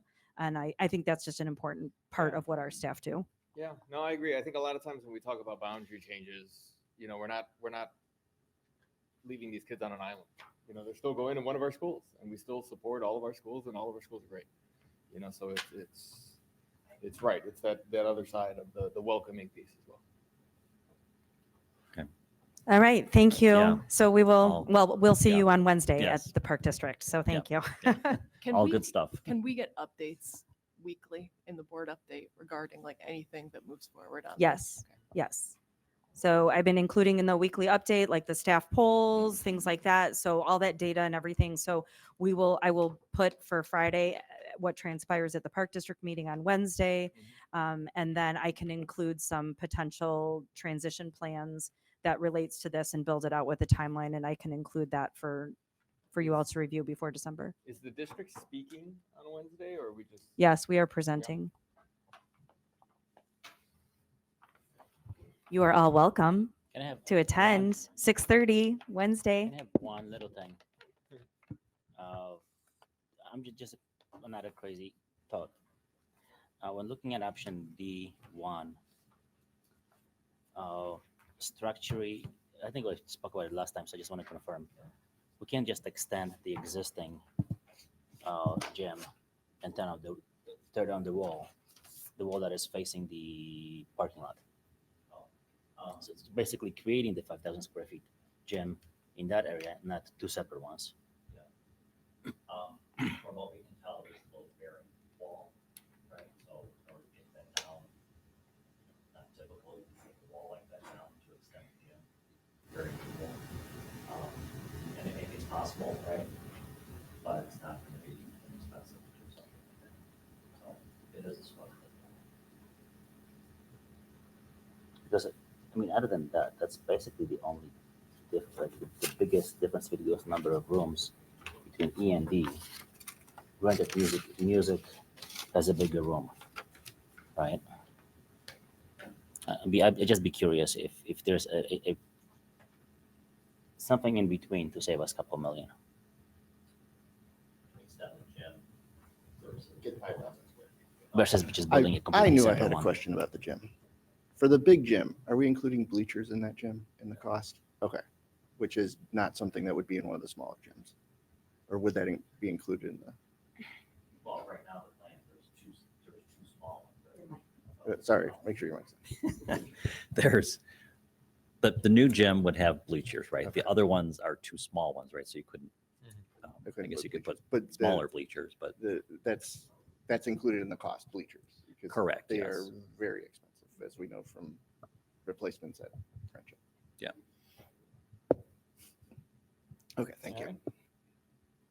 Thanks. Okay.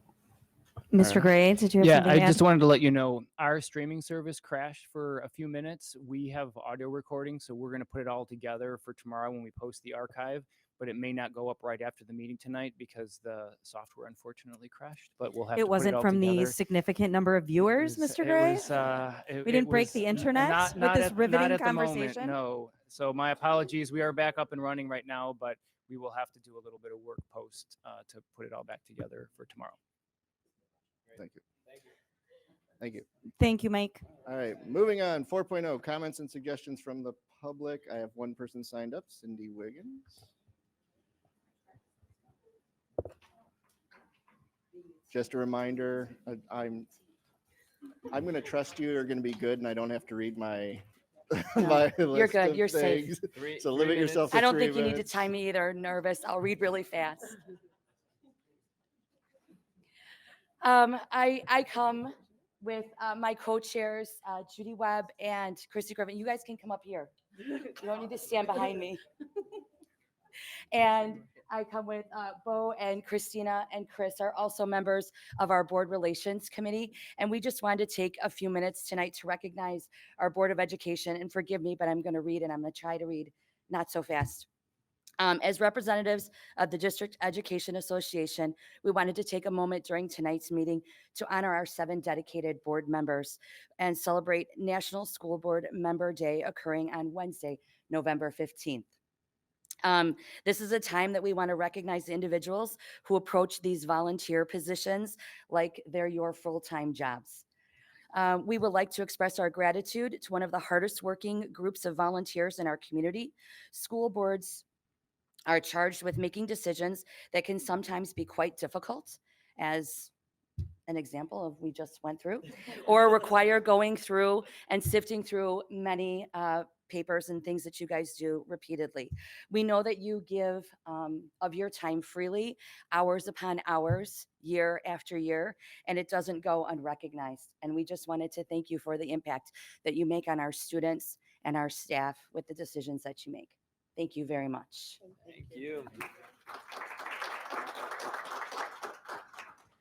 So I'm going to piggyback off that and jump to 5.04 if the president will allow me real quick. So just in honor of School Board Recognition Day, I also, on behalf of our district leadership team and all of our staff, just say thank you. The small tokens of appreciation that are in front of you today from the DEA and from the district are just a very small thing to say thank you for all that you do. You do not have easy jobs at all.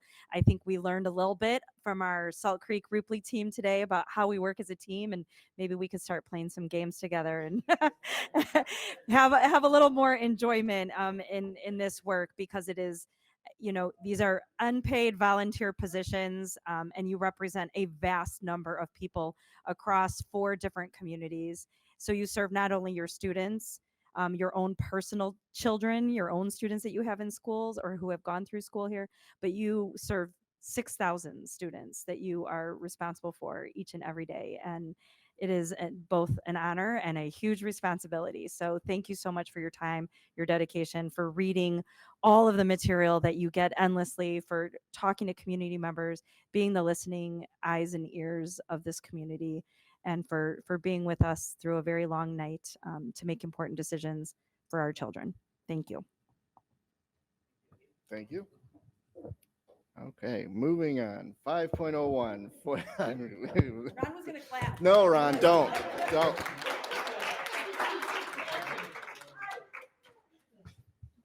All right, 5.01, Mr. Vittori, FOIA request.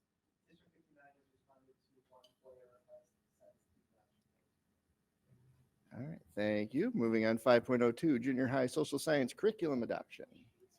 Ms. Zab. Okay, we are very excited to have representatives here tonight from our Social Science Council. So I will have them come up and I will let them share the work that we have been working on with our process, with our pilot, and they are bringing recommendations to you tonight. So I'll let them introduce themselves. And they, as a reminder, are representatives of a larger team. And I do want to thank all of the teachers that were on the Social Science Council. Again, many, many hours after school, learning, studying, and piloting and practicing, and now they are ready to move forward. So I'll let them go from here. Well, good evening. This has been a long time coming, so it is very nice to be with you all tonight. And these wonderful teachers and administrator who have been along this journey as well. I'm Ann Fleming. I am the Science and Social Science Facilitator in the district. So I've been working with these amazing teachers throughout the last few years to come to this presentation and decision tonight. Hi, I'm Ann Wing, 8th grade Social Studies Friendship Junior High. Hi, I'm Jennifer Browning, Assistant Principal at Grove Junior High. I'm Rachel Barcevic. I am 3rd grade teacher at Ridge. Okay, now we gotta use the clicker. Oh no. Okay. Does it go this way? Sure. So just as a reminder, all of the work that we're doing with curriculum is directly related to our strategic plan, that we are really highly focused on curriculum clarity, hence all the work that we've been doing through this process of curriculum evaluation and adoption. They are going to continue to share a little bit details around that process and the outcomes tonight. So early last year, we began phase 1 of our curricular review process. And this began as a result of Illinois releasing the brand new updated Illinois social science standards. And with that, I'm going to have Jen share some of our work with them. All right, so I joined the council just because I came from an elementary background and I kind of wanted to know what social science was like more at the junior high level. So I joined the council and the evaluation began after the release of the new mandates. And we dug in as a team and we compared the updated version versus, the previous version to see what changes had been made. So we participated in a word cloud to kind of find out what language and verbiage was changed. And what we found was perspectives from multiple groups was kind of like the biggest change from the new version to the previous version. So the multi-perspective view of history, including the contributions to all groups of American history, was kind of the biggest change with the updated version. So that's kind of what we worked on in evaluation phase 1. Okay, so in fall of 2022, there was a K through 8 curriculum council formed, and that was cross-district representation. So we had a mono and dual language, as well as administrators and general education teachers. We began our work with Mary Frances Green. She is a consultant from North Cook. She had amazing insights and led us into great discussions. We had shared readings and discussions that continued after her consulting, and those were focused around social science at the elementary level, the importance of content, cross-curricular vocabulary, how we support comprehension. You can't hear me? Okay. We also had a lot of resources that we looked at. They created a Padlet. I don't know if you know what that is, but it's a document that resources can be put on and you can access them, something nice to look back on. And those helped us, have discussions around teaching, the support too that we need for informational text, as well as writing in the language of social science. After we discussed and did that work together as a team, we created our K-8 priority standards and then belief statements. And so, you want me to read them? Okay. So we believe first that all students deserve to experience social science through analysis of multiple, diverse, and cultural perspectives. We believe social science engages students through the inquiry process, allowing them to critically think about relevant and authentic issues in the world today. We believe social science instruction prepares students to become active citizens in their community and their world. We believe social science is an avenue that enhances literacy skills and supports SEL. We believe social science is a key to help students gain knowledge, oracy, and academic vocabulary. We believe social science instruction helps students understand current events. And last but not least, we believe social science instruction enables students to generate questions about the world as they continue on their path to becoming global citizens. And we created those as a team. So this then led us into the point where we brought our information to all staff. So that was what we did. We shared our learning, we shared our knowledge, and we also then at this point gathered and surveyed staff to get their input.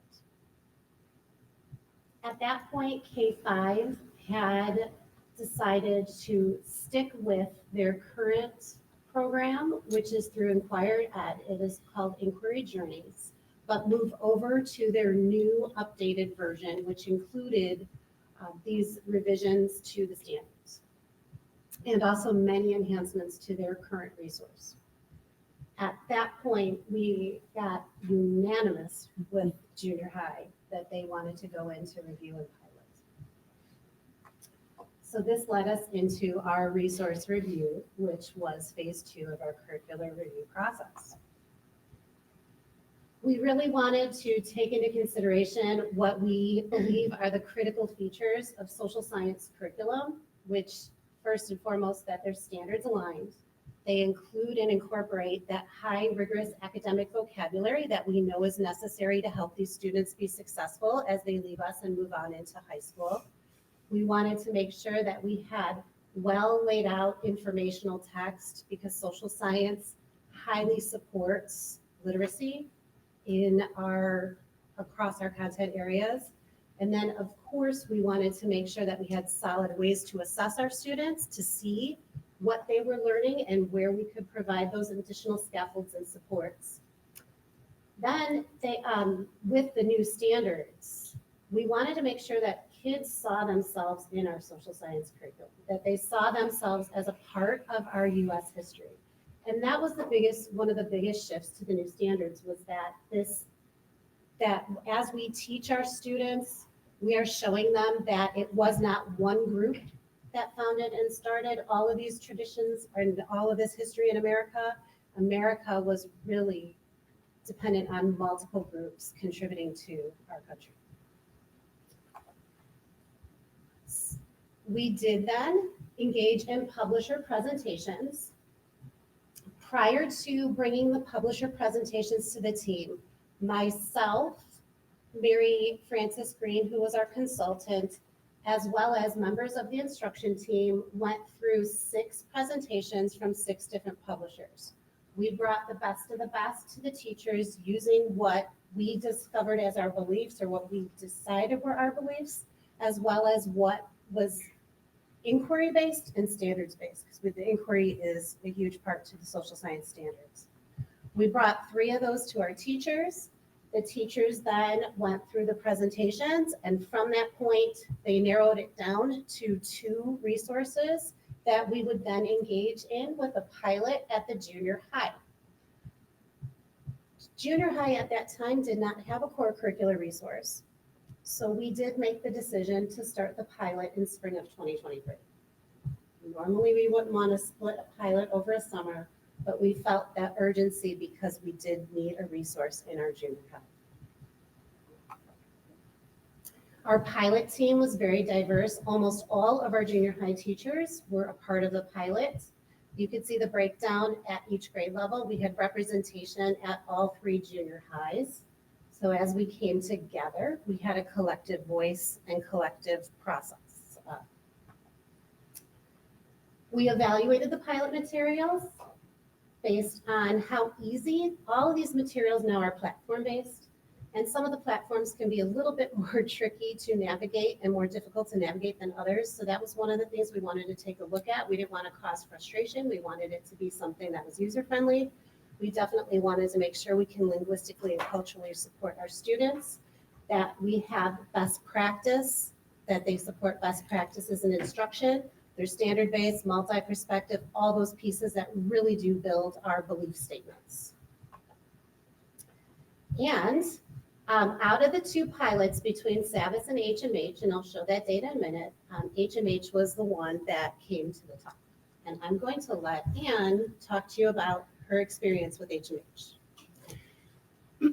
So HMH was by far my favorite. I thought it was easy to navigate. It was easy to put the stuff on Google Classroom. They have an online book that you can put sections on Google Classroom, so they don't have the whole entire book, but they can like read sections of it.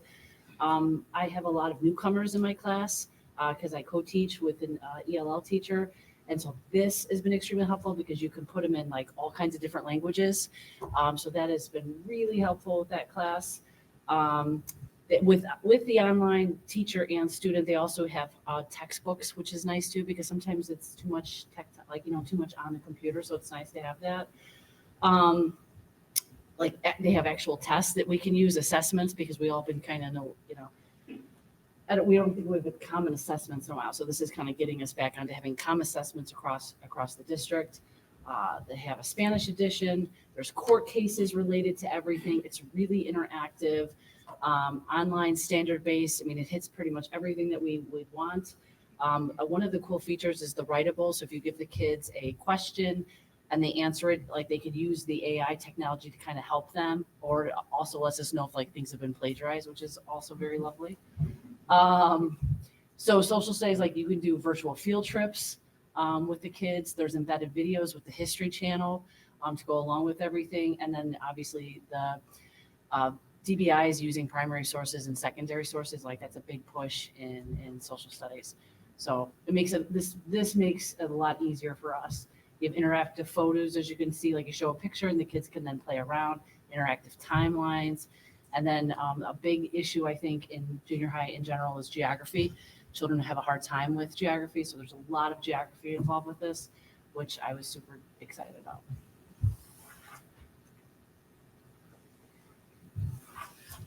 So after each of the 2 pilots between the SAVIS My World and the HMH, we would gather as a pilot team and talk and discuss all of the features and our experiences and just have really candid chats. At that point, we reviewed the resources based on 3 categories. What were the resource components like? And there were questions within each of these. We looked at assessment and we looked at the resource support, and HMH came out on top. So that's why we are here. So elementary is currently, because our core literacy resource, they're themed based on content topics. So what we are doing with elementary this year, and what we will survey the teachers on and gather their feedback, is they have priority content lessons that enhance and also allow students to extend their learning and knowledge to the content. So we have those lessons lined up to go along with their current literacy text. With junior high, we wanted to go forward with the proposal to adopt HMH as our core curricular resource moving forward. That's our timeline we're at. So we're here tonight with our proposal, hoping for a board vote next month.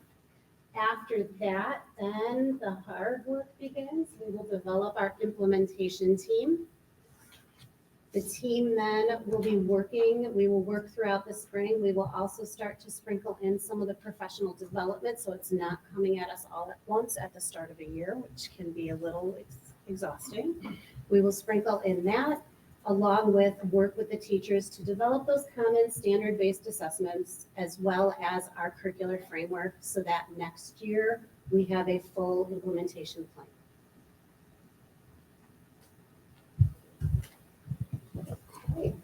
Question Open it up for to you. questions, Yeah. yeah. Can you explain again what the K-5 is doing? Like, so they're sticking with their current social studies curriculum? So this was pre-COVID, and this all even happened at a virtual board meeting. We had gone forward with elementary and had adopted Inquiry Journeys, which is a curriculum that is developed by Inquire Ed. That has been what we have been using these last 5 years. With the new literacy, teachers' capacities are up to here. And we knew that bringing forth another pilot, Yep. we wanted to bring it to them. We gave them the option. They did not want to pilot. So what we did was we moved them over to the updated version of Inquiry Journeys. And now, so for instance, one of the units is about, and Rachel can even talk to it. She's in one right now. What they read in literacy then is based on a content. So it might be on change makers, or it might be on, it might even have a civil rights connect. So then they do additional civil rights lessons from Inquiry Journeys that have been identified as those priority lessons to further enhance that content knowledge. They have all been chosen based on their standard and then the mandates that we are also required to meet for social science. You want me to give an Do you example? want an example? Yeah, sure. Okay.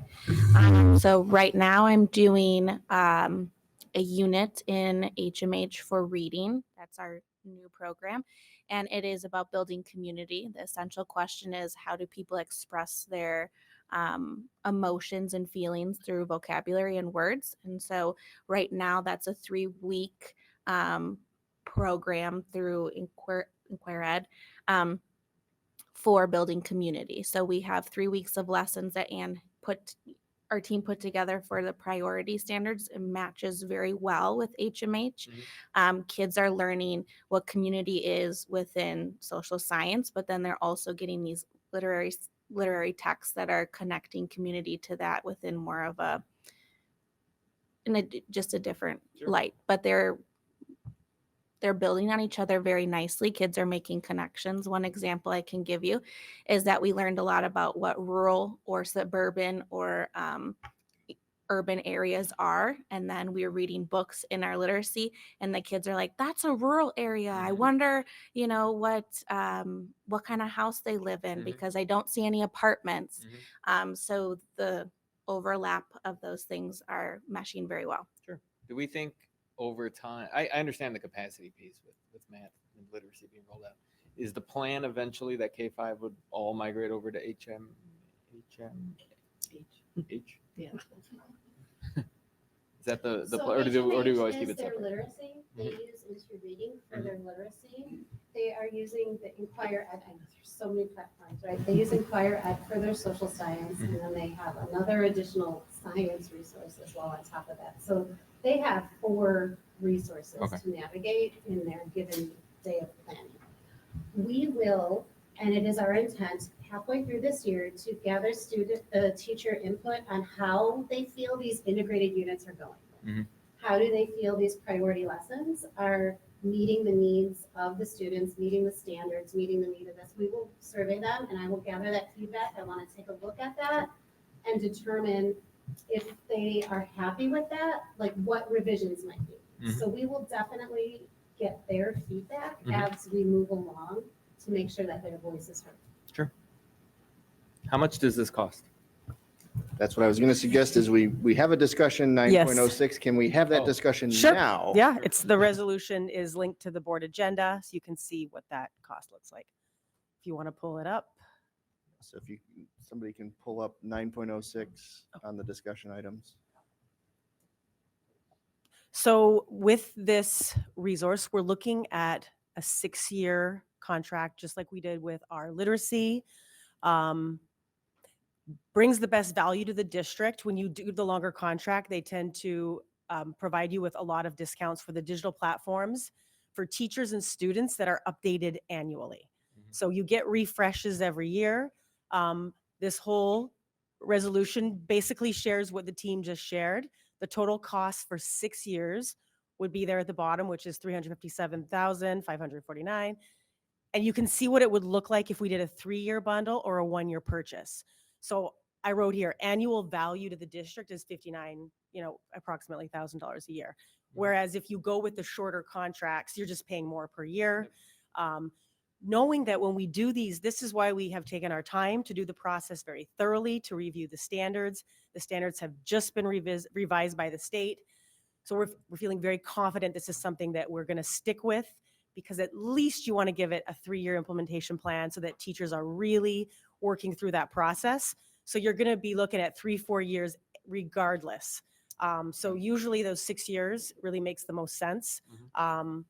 But we're open to whatever, but we think this is probably a good plan for the district at this time. And are we talking about annual payments or? We pay it all this school year. So we've budgeted for this. For 6 years You ahead? you pay in advance. We did that with interreading as well. So you pay for the whole 6 years, and then you're done with your payments. Unless you have additional enrollments, you need to add a couple of things here and there as you go. But it is for 6 years. It's for 6 years. What would be the price difference if it was annual payments? It would be probably $100,000 a year, approximately, like 90. It would be about 90,000 a year. So then it would be 90,000 a year times 6. times Yeah. 6. If you do the annual, it increases the cost. Yeah. And then it looks like you pay by grade level. So by not doing K through 5, we're not missing out on any savings or anything like that. No. Okay. And then there's no iReady social sciences. So like how do we tell if it's working? How do we tell if they're making improvements? So when we're looking at our curricular resource, we're going to look at a variety of assessments. So when we look at iReady literacy scores, we know that what is contributing to that is literacy across the entire curriculum.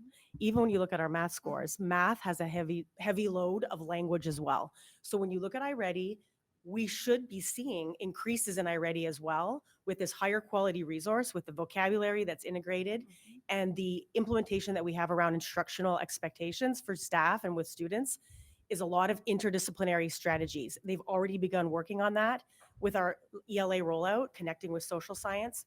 So really you should be seeing gains in literacy. Literacy is the foundation of all, but this added resource will be shown there. In addition, we really are going to look at what we have available within this platform to look at how students are performing to the assessments within the platform. Writing particularly, it's going to be very heavy writing. We've got rubrics there. We can look at how they're performing against the standards in the rubrics, and then any assessments and performance assessments that are integrated. So you can have that local teacher formative data that tells us how we're doing, but I think that iReady is always a good benchmark to know how we're doing overall with literacy in the district. So if I might go back to the payments and then money, I've negotiated plenty of contracts, annual, 5-year, 3-year. I don't believe it's going to be anywhere near $90,000. Honestly, like I would be negotiating for the payments to be normal $59,000 because they still have the revenue recognition per year as it is their ARR, and that's how they get paid for by it. And we are still committed to actually get that money out, but it does help with our cash flow. I mean, I know we don't have problems with cash flow, but I mean we do have money in the bank and we do make interest, barely any, but still some, right? So I would still be curious about that because for me, like 90,000, that is the price for just 1 year, no commitments for the second year. That's correct. Yeah. So we can go year by year, which is not a problem to do, but the quote that they give us, we have to work with what they provide.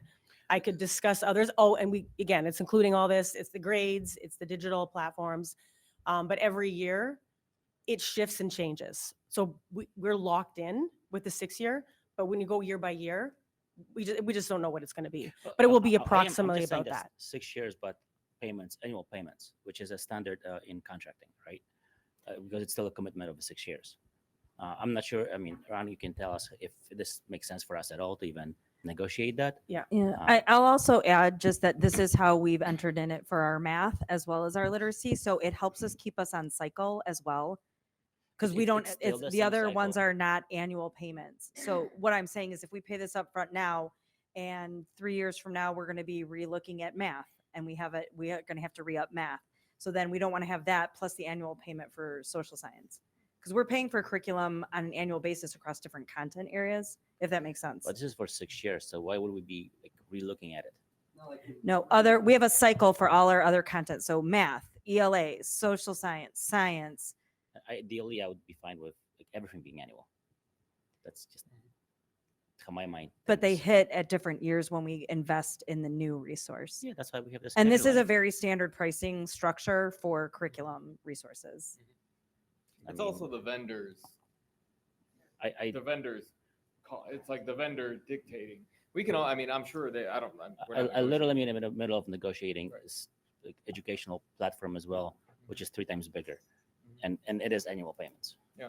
No, I get that. I'm just saying that the vendor here is saying this is the menu you get. You know what I mean? It's I mean, that's fine if that's how they work. I'm just throwing it out there as a sure. if this helps, if this makes sense. Right. Like, I would be negotiating, but I also know I am typically a very hard negotiator. If we approve in December, when will the teachers have access to it? The teachers have access now, and they are continuing to roll this out moving forward. So at this point, I have already met with every single grade level team in our middle school, I met with the teachers to see what we wanted to address for the remainder of the year and rolled out a scope and sequence for them for the remainder of this year. We will live it out. It'll be a great opportunity for us to see where we can make some adjustments as well, because we know with history, there's a lot of history and only so much time that you can get to many of these content topics. So we are going to work through that. They're going to continue rolling forward with it. So they already have it. All of our students already have it as well. Any other new programs any other curriculums that we going to be evaluating and running through this cycle from the beginning, or is that it? Science is in the middle of the process right now. So science is in phase 1. They're looking at their standards. They're moving through that process. We currently have a resource for science called STEM Scopes. So what we're doing is we're going to stop, and when we get to the end of first phase, we have a consultant working with us as well who actually wrote the standards. So she's been awesome. And what we'll do is we'll revisit where we are and determine whether we want to make changes to our instructional planning with her consultation, or whether we want to go and look at multiple resources and pilot. It's really going to be up to the teacher team at that point. Wonderful. So just 2 things to one thing to the teacher team. I love the fact that, I mean, you took the challenge of splitting over the summer, and it sounds like it's working great, and you're able to roll out much faster to the kids. And the second point makes it, I believe it seems like it's a lot easier to run the professional development for the teachers as well because of that, challenge, right? So thank you for taking it on. Okay, anything else in discussion? I just want to say, I think the DBI emphasis looks really cool, especially because that's going to roll over to high school and all their SAT and their AP testing potentially. So that's really amazing. I love the writing element as well. All right. Thank you to the team. We look forward to hopefully adopting in a month. And I also want to thank all the pilot teachers out there who took the time to work on it. It is not an easy thing to do. So thank you very much. All right. So we got to go back to. So I lost track of my stuff here. All right. 5.03 Illinois School Report Card. All right, good evening. Happy to be here and talk about the school report card. This is an annual piece, and something that's really important to recognize about the school report card, this is last year's data. How the state, how it works, and really it's the accumulation and everything that goes with it. I wouldn't say it takes a year, but it goes through quite a process and forever gets released at the end of October. So we have that chance to share tonight. As I jump in, I want to recognize Tricia Senni and Corey King, members of our assessment team. Actually, with me, they are the assessment team, but for their help in pulling and putting this data together.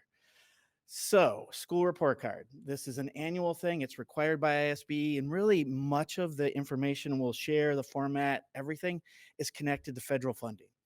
The federal government, to get these funds, it requires things get reported, how that gets rolled out, the state testing, everything that goes with it. Most of the testing and the data that's in this takes place in the spring. For access testing, that's January, February. For IAR and ISA and DLM and all the different assessments, that's like March, April. It's about 8 to 10 hours of testing total, which I'll be honest has always made me very uncomfortable. This is how our community sees us, how people outside our community sees us. It's based on a day and a half of school or so, but that is our reality and we live in that world. So let's jump in. Just a few reflections, positives. All of our schools were commendable or exemplary. The state, I'll go through that a little bit, but has these different levels. And most importantly, Rupley, what that was targeted last year, moved out of targeting status. So they are now a commendable school. Most of our groups showed improvement across all these different levels.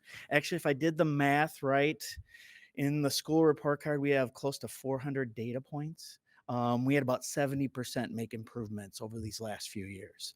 Our math, which really is a theme we've seen with our benchmark reporting, continues to grow and improve with most student growth percentiles, or really kids compared to last year's data.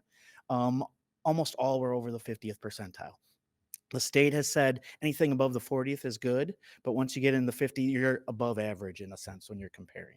Our long-term English learners, so those are kids who are in the system for in the EL program for 6 years or more, that actually went down again. So that's multiple years that's happened. ISA, we were just hearing about social science, on the science side. We showed improvements. All of our groups are over the 50 proficiency percentage, with the district in 5th grade outpacing the state. Oh, I should highlight one of my biggest frustrations. I'm hitting the wrong button. Sorry. There it is. We missed the state average by 0.2 percentage points, which is statistically insignificant, right? That's what I was going to say. On a sample size of 6,000, that is statistically insignificant. So we're right there with the state, which we'll talk about in a minute. And also our chronic absenteeism rates have decreased, and it's actually been a major focus for our schools to decrease those rates. Especially coming out of COVID, across the country, those rates have skyrocketed and not recovered in schools everywhere. Some things we continue to want to focus on and work on: the equity journey continuum. That was a new piece last year, where really the state looks at equity pieces. Our data dropped a little bit, and most of that's tied to our achievement gaps. They really compare how certain kind of a standard group does compared to different demographic groups. Most of our reading growth percentiles are under the 50th percentile. We still see lots of achievement gaps. Most, are smaller than the state, but they're still pretty significant. Our exit rates decreased for English learners, although we're seeing those kind of back to pre-COVID rates. About half of our schools didn't show progress on the science test, and those chronic absentee rates are still pretty high despite the efforts of our staff. All right, so I'm going fast, but that's okay. One thing, so we talk about school report cards, we talk about comparing to the state. And oftentimes we hear people talk about, we want to be better than the state. Absolutely we do. We have to recognize, though, that in some cases we do not compare remotely to the state. When you look at some of the race ethnicity pieces or demographics, especially like our English learner rate. We're at 46%, so almost half of our kids are English learners. I think We have over 70 languages in the district. We have lots of kids. Our newcomer piece, we've talked a lot about this year. At the state level, it's under 15%. So that's a big shift. And I think as we talk about, we know that impacts our reading results in a lot of these different assessments. But just a thing to keep in mind when we talk about comparisons. So summative designations. This is how the state takes all of this data and in a sense says, this is how you did. Just to highlight a few of these items. There are actually 5 ratings now. There used to be 4. Exemplary, that's top 10%. Commendable is basically under 10%, that top 10 and above the bottom 5. Targeted is if you have a group of 20 and you fall under that 5% number, you're targeted. Comprehensive is if as a school you're under that 5%. And now they've added schools that haven't moved out of comprehensive, they have this intensive support piece.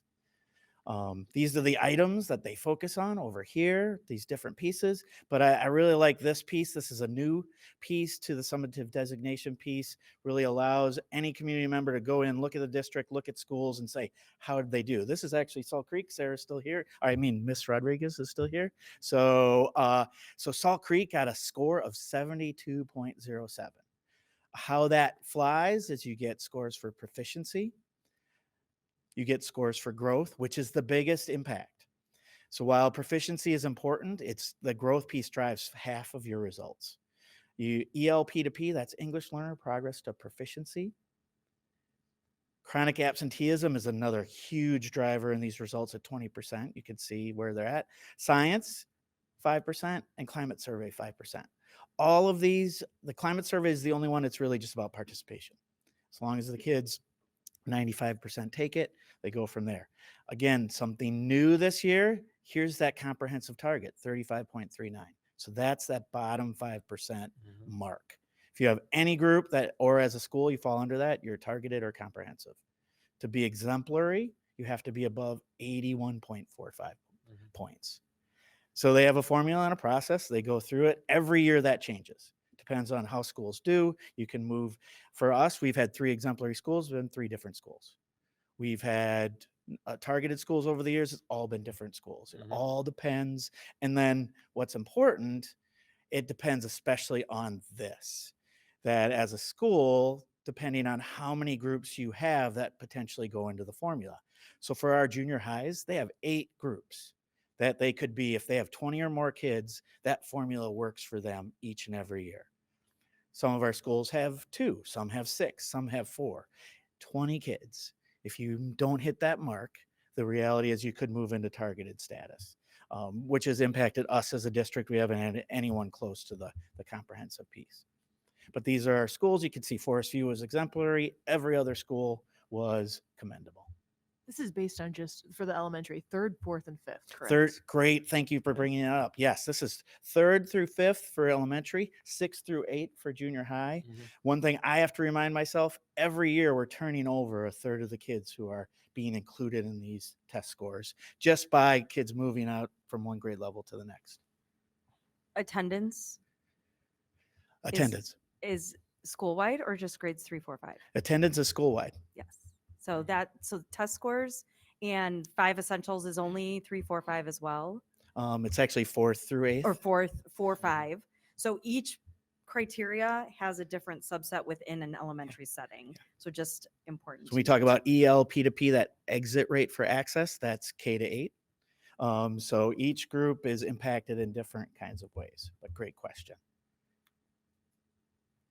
So the equity journey continuum, again, this is something new the state has put together to give school districts an idea of where do we stand with these categories. Just really quick, this is our current one. It's actually very interesting. Their first one was 2018-19.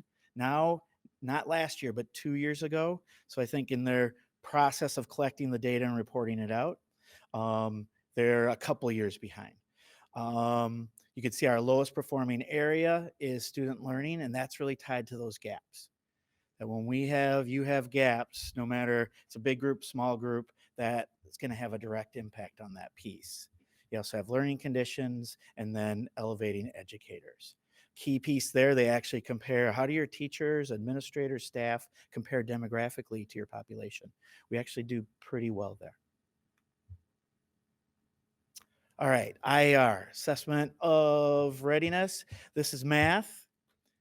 So overall, our results have increased these last few years. Again, we're almost there with the state, at least on paper.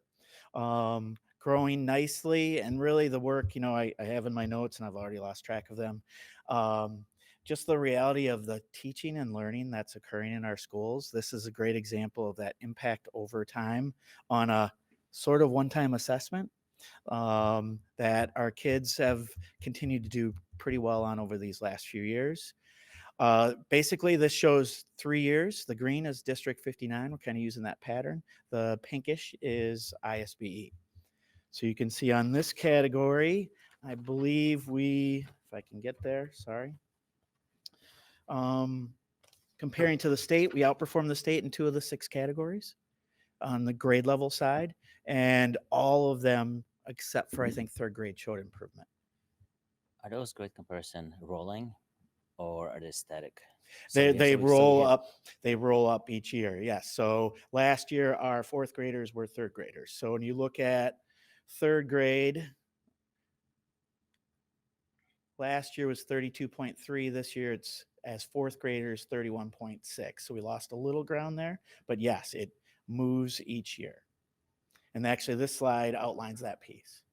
So you can see how our 3rd graders move 3rd, 4th, 5th, our 4th graders 4th, 5th, 6th, and how it moves through. So again, we're showing some nice improvement over time. As we always talk about, it's not a perfect cohort. We have new kids in the mix and everything that goes with that. Then we talk about demographics a lot. This is race and ethnicity. You can see how this shakes out. Again, we're outperforming the state in 3 of the 6 here. And all are really, except for I think the American Indian, Alaskan Native, are laddering up nicely. But this also is a great demonstration of achievement gaps. When we compare Asian, 54.9% to Hispanic, 11.4%. And that's a big push that obviously we've had as a district, especially with our demographics and diversity. But we're seeing a nice roll up. Just need to get stronger at it. Yeah, at least we're growing. Laddering up, taking those steps up, absolutely agree 1,000%. This is the demographic slide. So again, you see the different demographics, low income, English learners, IEP, male, female. Again, you see some nice growth and some nice comparisons to the state. So I know I'm going to want to point out my thing, right? Which is we beat the state in terms of low income students' performance, right? In that category. If you also look at non-low income students, we are also above the state average in that category. The difference is we have a lot more low income students than the state does in our total. So it has an impact on our overall which has results. an impact on our overall, but both categories are performing above the state in math. Yes. In math. If you go into the school report card, they don't, like we do with iReady, they don't report the non-groups in a way that you can just see them side by side. But there's some ways to access that. Yes.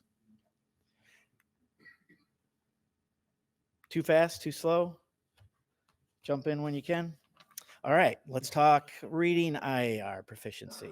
So again, we grew nicely here. You can see the state also had a nice bump after some very stagnant years on that side, but continue to grow, not quite at that same rate, but over the last couple of years, a nice percentage point increase.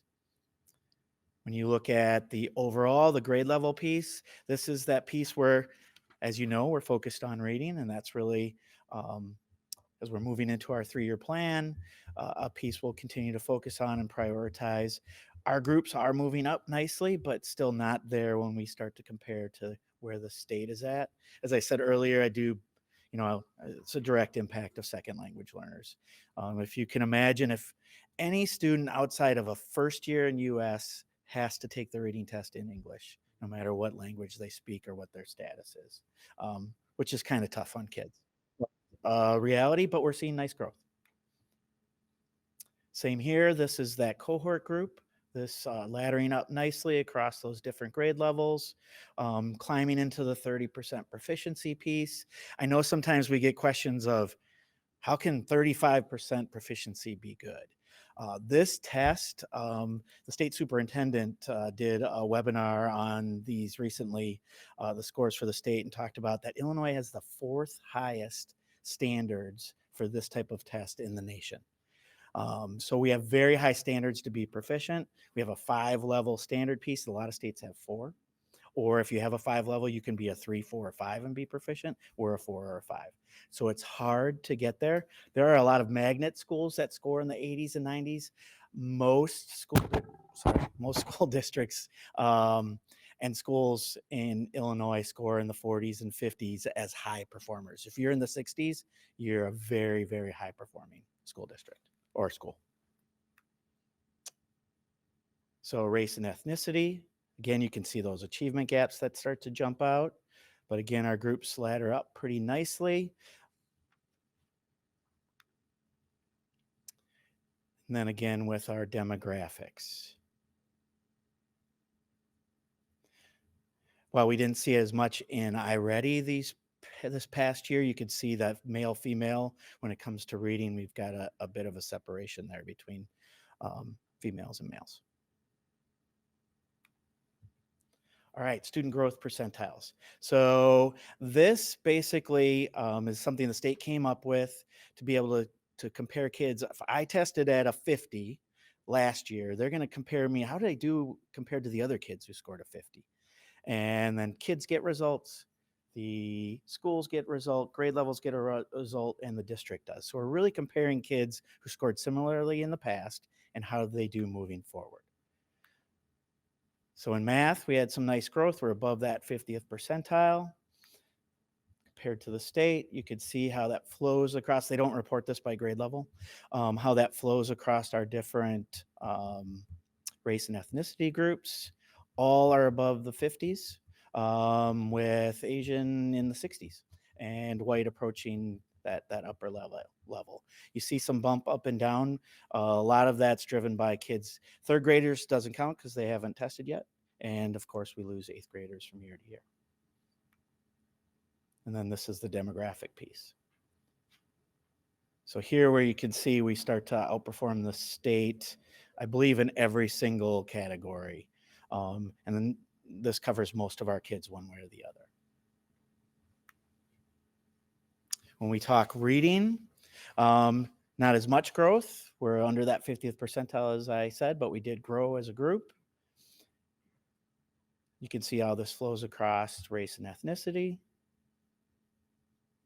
The piece for me, I often focus on what are those 2 major groups for us? It's Hispanic and white. How is those groups doing? And then when we jump here, low income and English language learners. So we're seeing some nice comparisons to the state and laddering up. Obviously, everyone's important. English learners. So this is that access piece. K-12 kids are tested. For us, it's K-8 every single year. And the idea is, what is progress are kids making towards English proficiency? The access test to be exited, we'll look at a couple slides or just really one slide on this. The exit rate, you have to get a 4.8 on the access test, and then you're considered no longer EL and you're released. You can see we've kind of had an up and down piece. Talking with Dr. Perdomo, we really see that 21, 22 year, the kids had an extra year of being an EL, and a number of our kids did not test in 2020-21. We had about 65%. So some kids had 2 years to build their skills before they were tested. So we think that had an impact, but we're happy with 7.9, and we're pretty happy with 5.4. You could see compared to the state, that's pretty consistent. You don't see high numbers. And the hardest part with access, at least for me, once a kid exits, then they're off the rolls. So now we're assessing new kids. So every year, instead of like we talked about grade levels, it's kind of the same group of kids. The kids who exited are now gone. So you're now talking their former ELs. You're starting with a whole new group each and every year when you're talking about exiting. Then when we talk long term, that's kids, again, who are in after 6 years. You can see we've dropped that percentage each of the last couple of years from where we were at in 21, 22. And you can see how that compares to the state. Keep in mind, state goes to 12th grade. So you have kids in high school haven't exited. So that definitely has an impact on that piece. Science. Did Ann stay for the success of? Ann didn't stay. Oh, Ann's done a great job with science, but I know she's had a long day. Ann, I'm sorry, you didn't have to stay. When we talk about science, so science, even though we tested in 2021, they changed the test. So we're not reporting out that piece, but you can see how we compare to Illinois, making nice progress, 5th grade, 8th grade, all over that 50%. We really like seeing that piece. When we look at our race and ethnicity groups, we see some nice growth, our very high performance levels across the board, compare really well to the state and outperform the state in a number of areas. And the same thing when we talk demographics. So some have asked the question, science is somewhat, it's a math type of thing, but it's also a reading type of thing. Why aren't we performing as well in reading? Some of the assumptions are, one, this test is developed by the state based on Illinois standards versus the IAR test is park-based and based on national standards. There's some assumptions around that piece, but we're very happy with this data and the performance of the kids. All right, big one, chronic absenteeism. This is for any student who misses 10% of school days in any year with or without a valid excuse. I get called in, Tom's sick today, he's not coming to school.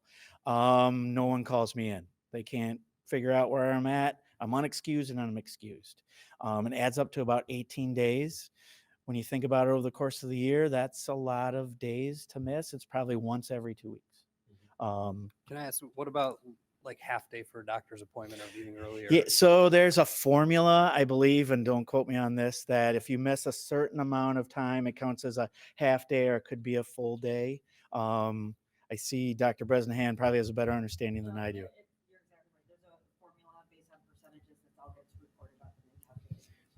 Got it. So you can miss an hour, I think, an hour and a half and still be counted as there for the full day. And this really, I know we've had some questions. Our schools have really, we even started pre-COVID looking at this and recognizing some kids miss a lot of time and trying to work with families. Our SEL department does a great job to really focus in and supporting kids and families. Because I think we know if you're in school, you got a better shot at learning than if you're not.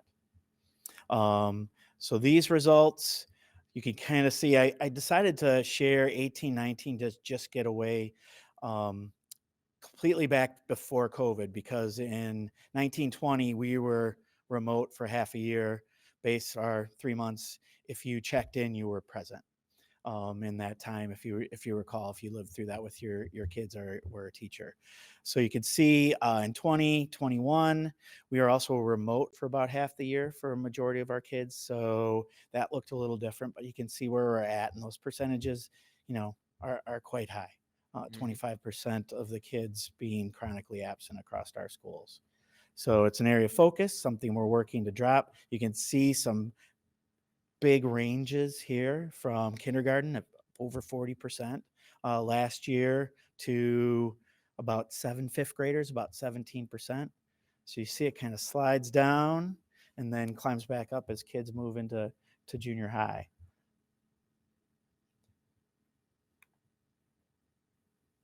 Here's some of that look when we talk about cohorts. So for the most part, we do see some nice drops here as kids over time, really outside of 5th to 6th and 7th to 8th. And then race, ethnicity.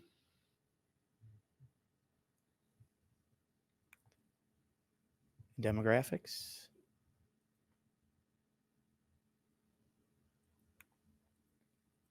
And holy smokes. I'm sure you thought, here comes Tom. How long are we going to be up here? But, I know I went kind of fast. I want to honor, though, the work. And this is, as I said earlier, the reality of for most people, and it's a different world now with our being able to videotape and share our presentations and the way we've really come through these last few years to get data into our community's hands much more efficiently. But for many years, this was the only way someone could find out anything about a school or a school district. So it's important process. It is a year-old data. We're already moving on and into those next pieces. But as I said, about 70% of these results improved over the last year or 2 years. The teaching and learning that's happening is impacted in this data, and we appreciate the work of our staff and our leaders and our kids, of course, especially. Questions? So I just want to clarify this data is a year old, so we adopted the ELA and SLA curriculum starting this year, right? So that will be Correct. reflected in next year. Next year, so it will be really paying close attention to see if we can see an impact by that adoption. And so I just want to say, personally, watching the growth in math and knowing that it's having really high quality staff members with the right tools and putting a lot of professional development into math as part of our work over the past 3 years really shows an impact on a system. Like, you're changing a pattern for 6,000 kids, right? And that is not a small feat. So I want to thank all our staff who have been putting in that effort, and thank the teachers and everyone else who's been working on that. And even in English, where we're seeing growth, but we're still maybe a little bit behind where we want to be, that is still growth on a system of 6,000 students. So it On a has a big system-wide impact. level, yes. Yeah, I agree. And I'm looking forward to seeing then the ELA scores start to creep up over the next couple of years. That'll be fantastic. I guess my question's on intervention services, because I think that has a big impact on this as well. Does the district have a plan, like how and when are you going to assess or get feedback regarding the allocation of interventionists across the district, and how that's going and how that needs to be adjusted? Yes, that is a continuous process. So we have a coordinator of assessment in MTSS who meets regularly with our math and literacy interventionists. They have job-alike meetings where they come together and they're constantly looking at how many students are receiving interventions, what are the profiles of the students receiving interventions, how effective is it? And so that is something that's in continuous motion. It's always being evaluated. And mid-year, we want to bring administrators back together to look at those allocations and where we might make improvements, if adjustments need to be made for the upcoming year, or if we need adjustments right now. And we're open to all of those things. So right now, we're still really in the process of determining the effectiveness of the allocations as they are. We're seeing significant increases in the amount of provision of intervention this year, and the quality of the intervention. So really pleased with the progress so far, but we know there are always adjustments to be made. So we'll be evaluating that mid-year. That's fantastic. Are you going to then take into account, like, since there's a sub shortage, when interventionists get subbed out, is that a portion of your discussion? I think our schools are always doing the best they can to fill any sub needs. So yes, I think that is another thing that's just a daily consideration for schools as needed. We have really high attendance rates, so that hasn't been a major concern. But if there is a need, we can always evaluate it and look for solutions together.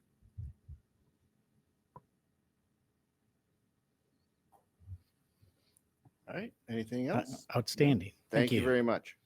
Thank you, Tom. All right, that moves us on to the consent agenda. So first of all, is there anything that needs, right? Is that where we are? Yeah, we skipped board appreciation. Okay. Is there any item that anyone needs to remove from the consent agenda? No, can I just make one comment regarding HR report? Can we see a column that has the school that person is associated with added back into the HR report?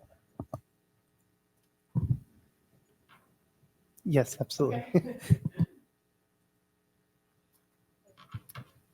Okay, can I get a motion then for the consent agenda? I'll make the motion. Thank you. Is there an actual written one, or do I just voice it off? Yeah. I make a motion to approve the consent agenda, including section 6.01, 6.02, 6.03, 6.04, 6.05, and 6.06 as set forth in these motion. I'll second that. Thank you. Then any discussion around that further? No? All right, let's have a roll call. Espino, I. Johnson. Aye. Mancia. Aye. Sager. Aye. Schumacher is absent. Chesney. Aye. Zach. Aye. Motion passes. Thank you. That moves us on to the public hearing for the tax levy. So this one, we have to do the opening resolution first. Pull that up. I can make that if somebody gives me the time. 9:44. 9:44. So I'm going to make the motion at 9:44. The Community Consolidated School District 59 Board of Education meeting be opened on this date for the tax levy hearing. Oh, November 13, 2023 for a public hearing on the proposed tax levy for 2023, and that the secretary shall record the time as 9:44. All right. And then we have to actually vote to open it before we can discuss it. Correct? Do we need a second? Yeah, we need a second. I'll second that. Second. And then we should vote to open it, then do the discussion? Okay, so let's have a roll call to open the tax levy hearing. Okay. Johnson. Aye. Mancia. Aye. Sager. Aye. Schumacher absent. Chesney. Aye. Zach. Aye. Espino, I. Motion passes. All right, Ron, go ahead. Dr. Bresnahan, Board of Education. Good to see you at 9:44 p.m. Thank you, Ms. Zach. Let's talk. First of all, I'd like to just state that with Illinois School Code, we are now with the new law to share that currently our operational fund balance, which you're going to hear about from the auditor, is at $99,823,299. But just keep in mind, each of the funds are specified for specific expenditures. So for example, the construction that we're talking about at Brentwood does not figure into that number. That's about 18.6 million, and that's non-operational. The rest of it, we have 63 million for education, and then there was some that's transportation, which is another 11 million, which you can't just use to spend. So sometimes that 99.8 is not really a fair number. So I just wanted to bring that up. So a levy versus an extension. Well, the district, Illinois is an antiquated system. I think we can all agree on some of that. So what the levy is we're asking for something. It's pretty much, you have to ask. If you don't ask, you don't get it. The extension, though, is what the district receives. So the levy is what we ask for, and the extension is what the county gives us. It's very weird, but it is what it is. We also have PTEL. We're supposed to be doing that, which is property tax extension limitation laws, which means they cap what we are able to ask for unless we do a sort of like this, what we're doing right now, an open dialogue. However, we still do it out of just to be clear for transparency. It's typically the lesser of 5% or the prior year CPI. The last 2 years, it was 7%, and then this one was 6.5%, which is the only time it's ever happened in property tax extension law history. I believe that was dating back to 93. EAV is also important because that shows you how much that your value is in the district. Cook County is the only county that does it a different way than everybody else, and we'll see that real quickly. And then, of course, the actual tax rate being determined by the county clerk's office. So, yeah, that's right. So the levy process, if you look at this form here, so it's what our request is. And again, the extension is what we end up getting. So what we do is we ask, then the county goes, okay, well, let's see how much you're going to get. At the same time I'm asking, we don't know what the EAV is. We don't know what the property value is of what we're asking for. So we already miss a variable. What Cook County does is they give it a loss percentage of several percentages just to make sure you capture what you're going to ask for, because they also know the EAV isn't known. And then what happens is after the levy is filed the last Tuesday of December, then they end up looking at the rate ceilings. They look at, okay, EAV is now known, thanks for nothing. And then what they do is they figure out your property tax limiting rate, which is your tax rate, and then they give you the extension. The county gives you that. We don't make up the extension, that's the county. So that's one piece I would like people to understand there. So Cook County here, the 2022 estimated extension came out was $96,980,003. But then when you included bond and interest, it was at $102,228,743. Cook County has what they call an equalizer because every other county that's tax capped, it's 33% of the value of your home. Not in Cook County. They have a different formula for it, of course. And so they multiply it by a certain percentage. And in this case, it was 2.9237%. It's just kind of how they do things. And then the CPI that was used was 5% because even though it was 7, and even though we did a truth and taxation hearing, we didn't go for 7. We said, okay, let's just get to about what would be fair. So that's what you see there. So what you'll see is that as the EAVs go up, you'll see your tax rate go down and vice versa. Because the thing is, the district ultimately has a pot of money and what they're going to be asking for. By getting that pot of money, the calculations figure it out so that you get what you are entitled to per the county. But if you have a higher property value, they don't need to tax you as hard. Now, if your property values go down, they'll tax you harder to make sure they can get what is entitled in that bucket. So here's an example that I really enjoyed to look at. If you look at this, when the EAV is at, let's just say it's a $200 million EAV. We're not at 200 million, we're worth a lot more than that. And you get taxed, $5.25 for the EAV. You look at this, your extension is up approximately $10,500,000. Now, if your EAV goes down, when they assess it, it's a 10% decrease, the tax rate goes up as well. That's still $10,500,000. That's what the county does. They kind of juggle with what you're making or how much your property is worth for everybody. So this is what you'll see. And here's a third example. Let's say the EAV goes up. We're at $220 million. Your reassessment's up 10% this time. Your tax rate then goes down. You're still, as an entire district, receiving $10,500,000. So that's something I do want to make sure that everybody does understand. And this one's the kind of situation we're in now, where Lucas earlier said my tax went up, but that's they went up because all the home values went up. Yeah, right. Definitely. And the thing to keep in mind is, and I've mentioned it to the board before, we do have one of our local hospitals right now that's going to be 1% of our EAV of our district that is attempting to be exempt, and that 1% then goes towards other taxpayers, not just homeowners, but everybody. So just to keep that in mind. If you look at, and here's just further proof, historical EAVs and the tax rates over time.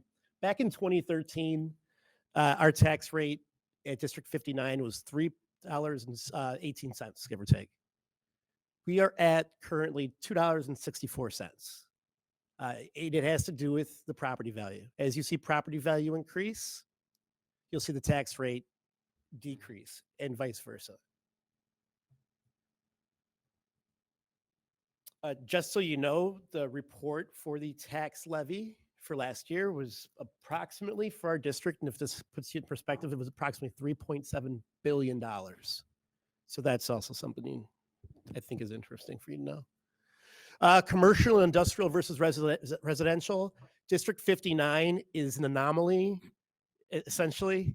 If you look at our EAVs over time, from District 59, residential actually has been steady between 36 and 38% of your EAV. Commercial and industrial is about 61 to 63%. Now, if you look at the last column there, Cook County's average is an inverse.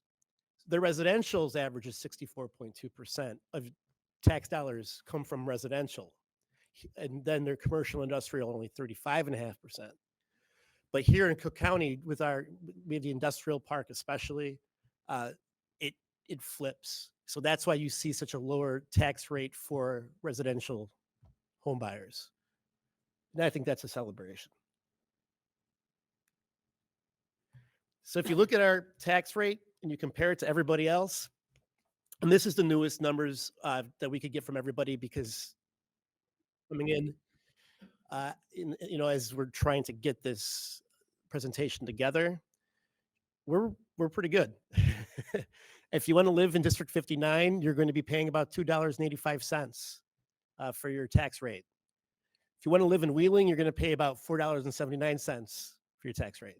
Is that per like 1,000 of value, It- or like what is? Yeah, it's per. Let me get that number to make sure I get it right with that. Is it per 100,000? I believe so too, but I didn't want to say something and say it wrong. So, but I will make sure of that. So that's pretty substantial in terms of having a neighbor and having that much. They have to pay that much more. And you see in between, they float between $3 and $4. Here's the CPI over time that we've had to deal with. The state of Illinois decided that the December CPI was what would determine that's what would determine how much money you would increase per year with your tax rates. So if you look at 2011, 2010, it was 0.1%.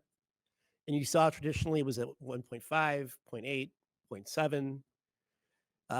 Then we see what happened. COVID was 1.4.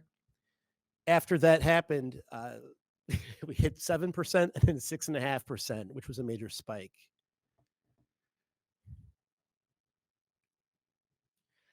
So here's our levy timeline now that you've learned some interesting facts about it. And this is our public hearing. The notification was published. We want to make sure that truth in taxation is in effect, even though we're not obligated because we are not asking for the 5 or over. And then we're asking though on December 11th to adopt the levy and the resolution that'll authorize the levy. So asking just to ask for the money. We'll get it into the county by December 26th. And then we'll take care of it. But it has to be in prior to the Tuesday in December unless it's a holiday. So Cook County is saying the first tax bill is probably going to be 55% of the prior year. They've also mentioned that it's going to be late again for your financials. I know Mr. Lightcap mentioned that kind of off the cuff. Our district doesn't have that problem because we have the funding to weather any sort of storm like that. Some districts don't, and they have to take out bonds and tax anticipation warrants just to get by. So we're very lucky in that regard.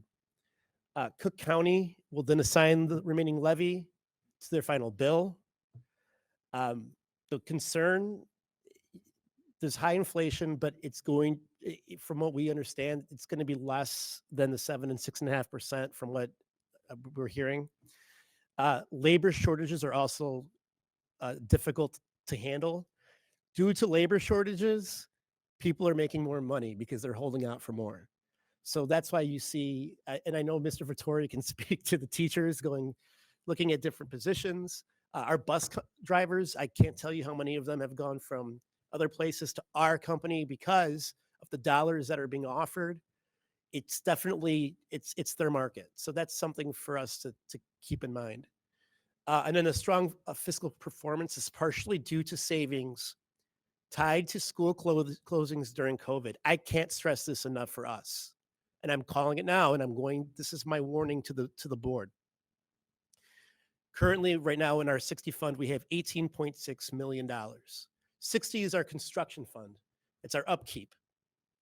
We got there because we were strategic with how we were saving our money. $18.6 million. The last time the district saw that much money in the 60 fund, it was due to a bond back in 2020. We do not want to be in that position. And when it comes to these savings and these dollar amounts that we're seeing that are huge right now, I mean, the district got over $13 million in COVID dollars. We were closed, so we didn't have to pay as much for utilities. But transportation was, I mean, we've seen how much we've saved on that. So I caution anything. I wouldn't be doing my job if I didn't caution you about we're going to see a decrease in revenues. And a lot of it's going to have to do with the COVID. dollars that are going to be gone. And there's currently going to be a fiscal cliff where districts do not know what they're going to do. We're fortunately good, we have options. Many don't. But we at least, when we think about this, have to think about how are we going to keep the district together, because this is not a short-term answer. Other levy considerations. We do have to levy more than what the anticipated tax amount is, which is the extension. So we're guessing with the state. If we don't, we lose out on that funding forever. And with options that we have in mind, it would be, in my opinion, that we do extend as well as we can. But that's the unintended consequence of the cap law that they created. Our unknowns for now still are the 2023 new property values. We don't know that yet. And then, of course, the tax rate. So a lot of this levy is just an ask. Again, it's a guess. So I've even told the Finance Facilities Committee that I wanted to levy it up to 100% as a joke, because you can, but that would look bad in the newspaper. So, Mr. Gray, please delete what I just said. So here's what the tax levy summary looks like. If you look at what our ask amount is over the time, we are asking more into the ed fund. There are a lot of educational programs that we are discussing. Miss Savage is actually, I feel fortunate to have worked with her because she's been able to map out. So for example, the curriculum, the costs over the next couple of years, so that it evens out instead of seeing spikes left and right. We are trying to lower our municipal retirement and Social Security funding because we have probably a year's amount right now in there as it is, at least 2. Transportation, we're going to have to increase because we're trying to get more drivers so that we can have routes that are sufficient. And then, of course, special education as well. So the capped extension we're looking at is $101,829,003. And the bond and interest is going to be, it's exactly what we have to pay plus fees, which is approximately $5 million, but it's less because we only have 1 bond remaining. So if we ask for it in a specific category, right? And do we fix it if we're wrong? Do we fix it by asking for a different amount the next year, or what's the process if we wanted to move money between funds? That's actually a great question. So what we do in the resolution is we have one fund that we choose that will have to be decreased if that were the case. And it's the operations and maintenance fund because it's capped. So hypothetically, we could levy everything in the ed fund and there's no ceiling. So we wouldn't have to worry about that. O&M fund does, it has a cap. So if you were to try and do that, like you were saying, Mr. Johnson, and that cap is like, it stops you, well, then you lose everything else that you would have been able to ask for. So we have that in the resolution to say to the county, in the event that there was a situation like that, that's where they would reduce it. That's a good question. So the levy summary, and I think that's like, I think Mr. Chesney said that you saw the tax rate, right? The taxes.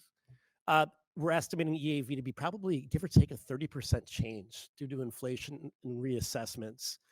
North Cook is triennial that we get evaluated.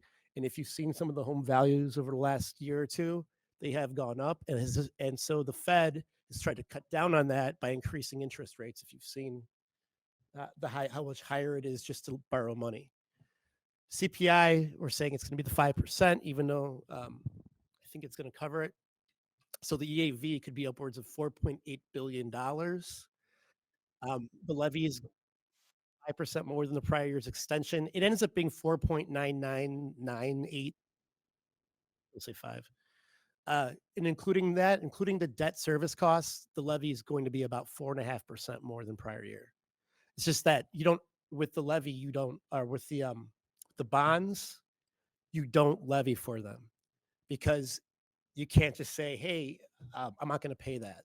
We're not the state of Illinois. We can't do that. So, but the tax cap reduction will also be applied to the operations and maintenance as we've discussed. Oh, I think that's it. And I correct myself. I Googled. I heard you say it too, Lucas. It's per 100, not 100,000 for Perfect. your EAV. Okay. Well, thank you. I wish I knew everything. All right. Yeah. And any further questions from the board? Okay, then as part of the tax levy public hearing, we're supposed to allow public comments. No one has signed up. Hopefully nobody's hanging out at 10:05 p.m. to do that. I just want to double check that we're covered. Okay, thank you, everyone. So then we need to have a second resolution to close the public hearing. So this is resolution number 2. I can make it here. Motion number 2 made by me that the hearing on the 2023 tax levy be closed and the secretary shall record the time as 10:04 p.m. Can I get a second, please? Thank you. Let's roll call on that. Mencia, Aye. Sager, Aye. Schumacher's absent, Chesney, Aye. Zach, Aye. Espino, aye, Johnson. Aye. Motion passes. All right, that moves us on to 8.0 action item, approval of violin and flute donation. Can somebody read that motion for me? I'll make the motion. Ooh, go right ahead. I'm going to read the background on this one too. Mike Lake would like to donate a violin and flute to the district with a total estimated value of $1,250 in honor of his wife, Celeste Lake. Celeste was an orchestra teacher at Grove Junior High for 33 years, where she earned several awards. This donation will be used as district loaner instrument. So be it resolved that on the 13th day of November 2023, the Community Consolidated School District 59 Board of Education accepts the violin and flute donation with an estimated value of $1,250 from Mike Lake in honor of his wife, Celeste Lake, a former orchestra teacher for 33 years in the district. The donation will be used as district loaner instruments. Be it further resolved that the superintendent shall communicate to Mike Lake in writing expressing the appreciation of the members of the Board of Education and that this donation shall be listed in the official minutes of this meeting. Second. All right, any discussion? No. Roll call. Sager, Aye. Schumacher absent, Chesney, Aye. Zach, Aye. Espino, aye, Johnson. Aye. Mencia. Aye. Okay, motion passes.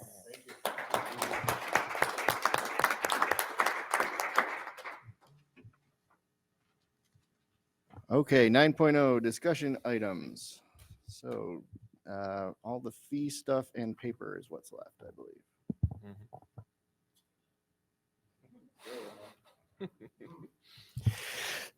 We want to freeze fees. So registration fees, we're still saying $0. We can bring also a comparison of other districts. We are obviously lower than anybody else in that regard. And then the 5-day program at $297.50 per month, but that does change depending on family income. K-8 instructional materials fees, that's $0. We don't want to do that. The junior high extracurricular participation fees, we want to freeze that as well. And then the bid for paper went down by 26.6% when we went out to bid. We challenged the state on it. State couldn't match it, so we're good. That's what we're looking for. We're not obligated to spend on a certain amount of paper. Just it's the price. Didn't we once do a partnership with the state or something for paper? Am I thinking for something? No, we did, and they were significantly higher than the bids. Yeah, we still bid anyways, just because we want to. Yeah, see, the state contract is the last. Okay, right. And their base bid total was actually the highest out of everybody.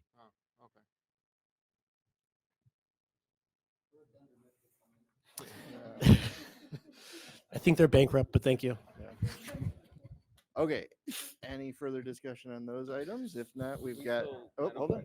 Yep, that I was going to say we still have communications audit. That's what I was going to point to. So which is that you or is that Ben? Okay. We both have rulers. All right, thank you. So yes, I will share information that the District Communication Committee has been discussing over the last few months, and then I will have Mr. Mencia, who is the board member representative on the group, share his perspective as well. So the group has been discussing ways that we can identify district strengths and areas for improvement in our communications across all levels of the district and with a variety of audiences, internal and external. And so one of the ideas that we came up with was potentially conducting a communications audit. That would be partnering with a third party expert in communications, and specifically in school communications, who would be able to provide us with insights and identify the areas that we're doing well and the areas that we can target for improvement. So as the discussion item here shares, NSPRA, that's the National School Public Relations Association. We did look at several different organizations, get quotes, check references, talk to districts who have used different partners, and NSPRA came up as the organization and the partner that the group, the committee felt was the best based on their proposal and on an example that we received from another district. So you can see some of the areas that they'll look at, including perceptions of the district, family, employee, student, community member issues that come up, current and potential marketing, branding. Those are just, that's specifically more what people can expect of their experience. Sometimes people see marketing and branding and think that's a corporate term. And in education, it's really, what do people expect of their experience with the school district, with the school, with the classroom, all the way down at the different levels of engagement within the district. Crisis communication is included, short, long-term communication goals and planning, communication organization, staffing needs. They gave us a proposal. I linked it in the weekly on Friday, but they shared all the different ways that they evaluate. They start off with the scope analysis, which is a national, actually NSPRA purchased Scope, which is a company who created surveys that then has a nationally normed database of how different districts across the country, all their data sets.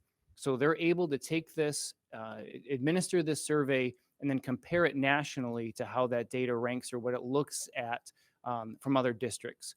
And then they'll conduct focus groups. So their proposal is to conduct 10 focus groups of different audience group members. They'll also present a full communication and a full findings report for us based on the information and based on their surveys, their in-person conversations, as well as an evaluation of a variety of our communication tools. They'll look at our social media feeds, they'll look at our website, they'll look at communications we have sent out, opportunities we provide, focusing really on how can we improve, like I said, that internal and external communication, but also where are ways that we can strengthen two-way communication? Where are opportunities that we have that we can solicit input? One of the key points of the book that we're reading right now as a committee talks about how important it is to connect with what your audience wants to hear. And as a parent, I can tell you that that's my experience with the district that my kids are at, is when the district shares information that I'm interested in, when we share information that families have an acute interest in, they tend to feel more engaged and more connected.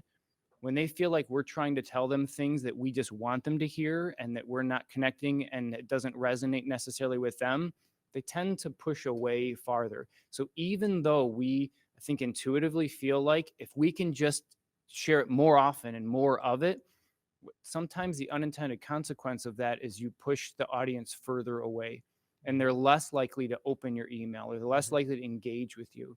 So it'd be really helpful if we had an organization help us do a real comprehensive audit of what we're doing, how we're doing it, what our messaging is, and help present a plan that would help us be more effective in connecting with all of our audiences.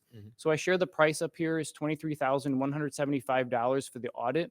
They say it takes about 12 to 16 weeks to conduct. We are a member of NSPRA, so we do get a discounted rate that you can see in that proposal. And there are some additional costs for expenses. So there are travel expenses for the group when they come to facilitate some of the in-person meetings. So whatever those travel costs would be, we did get another proposal from another group that was around $30,000. So this was cheaper. This was the cheaper of the two, but it was also the more comprehensive. So I think even with those travel costs, we'll still come in under what the second proposal was. Yeah. Question about that. Yeah. when we're talking about the travel expenses, I mean, I've seen consulting contracts wrapping up more than engagement itself. Can we build in a cap to make sure it's a reasonable and language that will basically say we're not talking about business class travel and 5-star hotels. Certainly, we can put in restrictions. Yes, we will say yes. This is not extravagant travel. Yes. And the second question, talking about 10 focus groups, did you, as in the committee, talk about how the focus groups are selected, how it's going to look like, or? They have ways that you can do that, but we won't engage that until there's approval. So there's a variety of ways we have the opportunity to say how we want that selection process to happen. Yeah, wonderful. Yeah, I think today's a good example of 3 very important topics: Brentwood, the tax levy, junior high curriculum resources for social science. How does the district communicate that out effectively, where parents understand? Those are very meaty topics that we talked about for parents to understand. And are we doing that effectively today? And I think there's always way. I can improve my own communication at work. The district here can improve its own communication as well. So I think I would recommend taking a look at, in the weekly update, we received a sample final report that this vendor provides, because it's going to give us a lot of tough information to swallow, as far as here's what they think about you, as far as the community, in a sense of how we communicate, etc. And it's going to be some stuff that may be difficult to see, but we need to see it, because in my opinion, if we're going to really emphasize that two-way communication, we need to speak in a way that our community understands and wants to engage with us, versus spoon feeding and pushing what we think you want to engage with us on.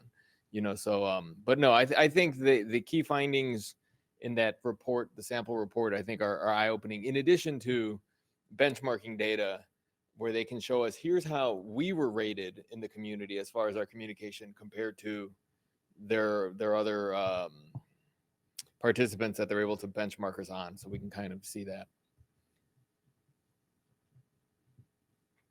It's late. All right. Any further discussion of that?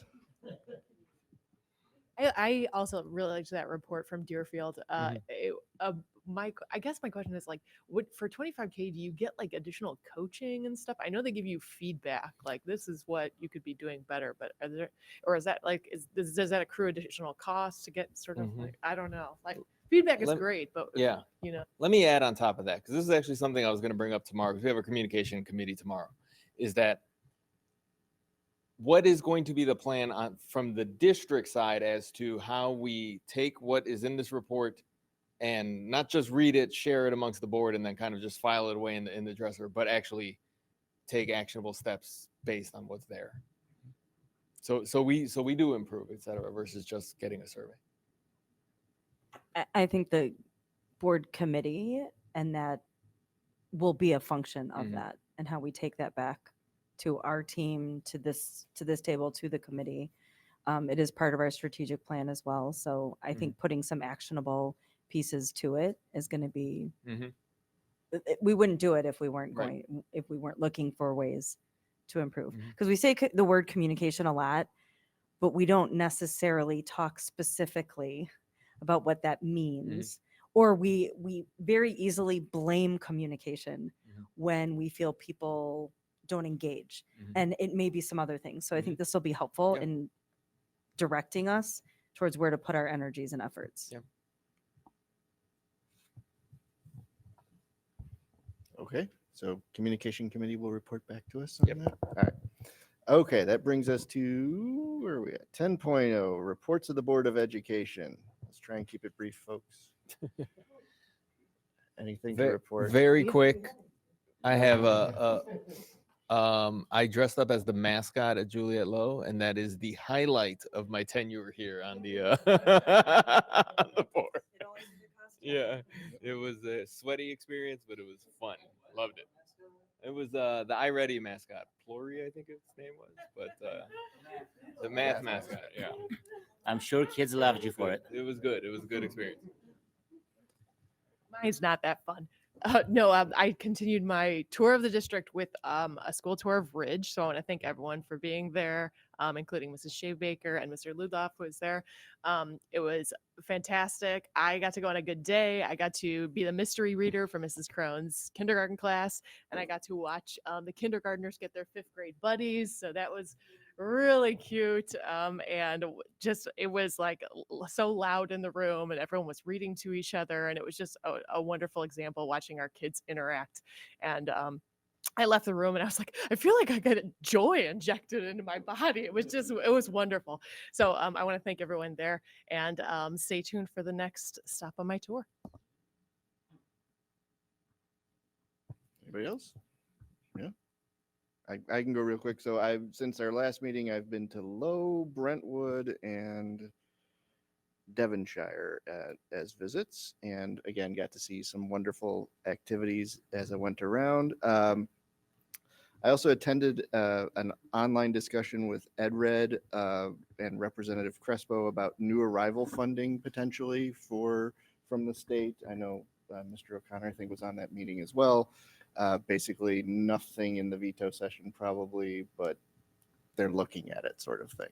So it's one of those things where we hope for more, but who knows.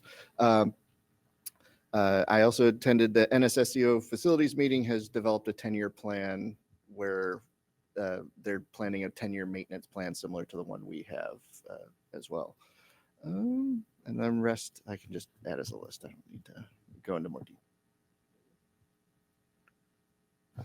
Okay, so that moves us on to informational item, IASB resolutions. So as part of the IASB III conference we're going to attend, I will be acting as our board delegate for the IASB resolution session. Essentially, this is positions that the IASB, Illinois Association of School Boards, will adopt as something they advocate for. So they have a committee that sits and looks at however many hundreds of these they get from all the different districts. They sit down, they go through them, come up with plans, or whether or not they recommend we accept them. I just want to know how you want me to vote. They have their recommendations. There's 5 of them for us to go through. I can comment on one that wasn't presented as well if you'd like. So if we go to the first one here, the first one was about industrial construction. There was a district that requested that there be limitations placed on industrial construction near school buildings. I think you can read through this. Essentially, the resolutions committee went through and said, well, that should really be a local decision for the school boards and municipalities. And especially in rural areas, there may be limitations that basically they were against any further restrictions. So they recommended that we not adopt this or we not approve this. I'm fine with that. I don't know how everybody else feels. So if I can just, everybody sort of agrees with the, okay. So that's the first one. The second one, school resource officer funding. We are lucky in that we can afford to fund school resource officers.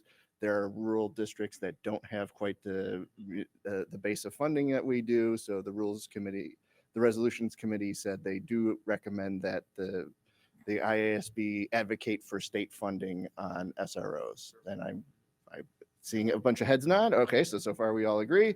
Bus driver regulations, this one's a bit more into the weeds. It was just basically that there is, it gave the districts more options into how they trained bus drivers if they had their own bus drivers. And so I don't know if anybody, it says do adopt. Again, it's just loosening restrictions on local versus not. I was fine with it, as everybody else seems to be nodding. Okay, move on to 4. Employee history review. There's these background checks that need to be done, and it was about one specific type of background check. And basically the resolutions committee said they understood that using that one may be preferred for some districts, but we should probably not push to do that for all districts. So this would just be saying district by district. This is more, there's a state law that requires certain background checks to be run as part of Faith's law. This would have allowed this particular kind to be done. I don't know if you understand the details of this better than I do. So we actually currently use and engage with another system to do this. So we would not rely on the Illinois Department of Child and Family Services, the DCFS child abuse tracking system. I think there is some fear that that's not always up to date, or if that misses somebody, rather have that direct line. So I would agree with that. Yeah, so I think the concern is there's possibly holes in this if this was the allowed position, and the committee recommended do not adopt. I'm sort of fine with it. It doesn't really affect us. The last one is the alternate school funding, and this is one where I sort of disagree. So if somebody can go to 5. This is that there's these alternate schools, the alternate schools that we can send students to. And the question is, should the state be financing those schools in some way? And I sort of think that they probably should. I don't know if you have any opinion on that. I agree that this funding is appropriate. The fact that they're trying to use a different mechanism through evidence-based funding, so then it would basically tier it.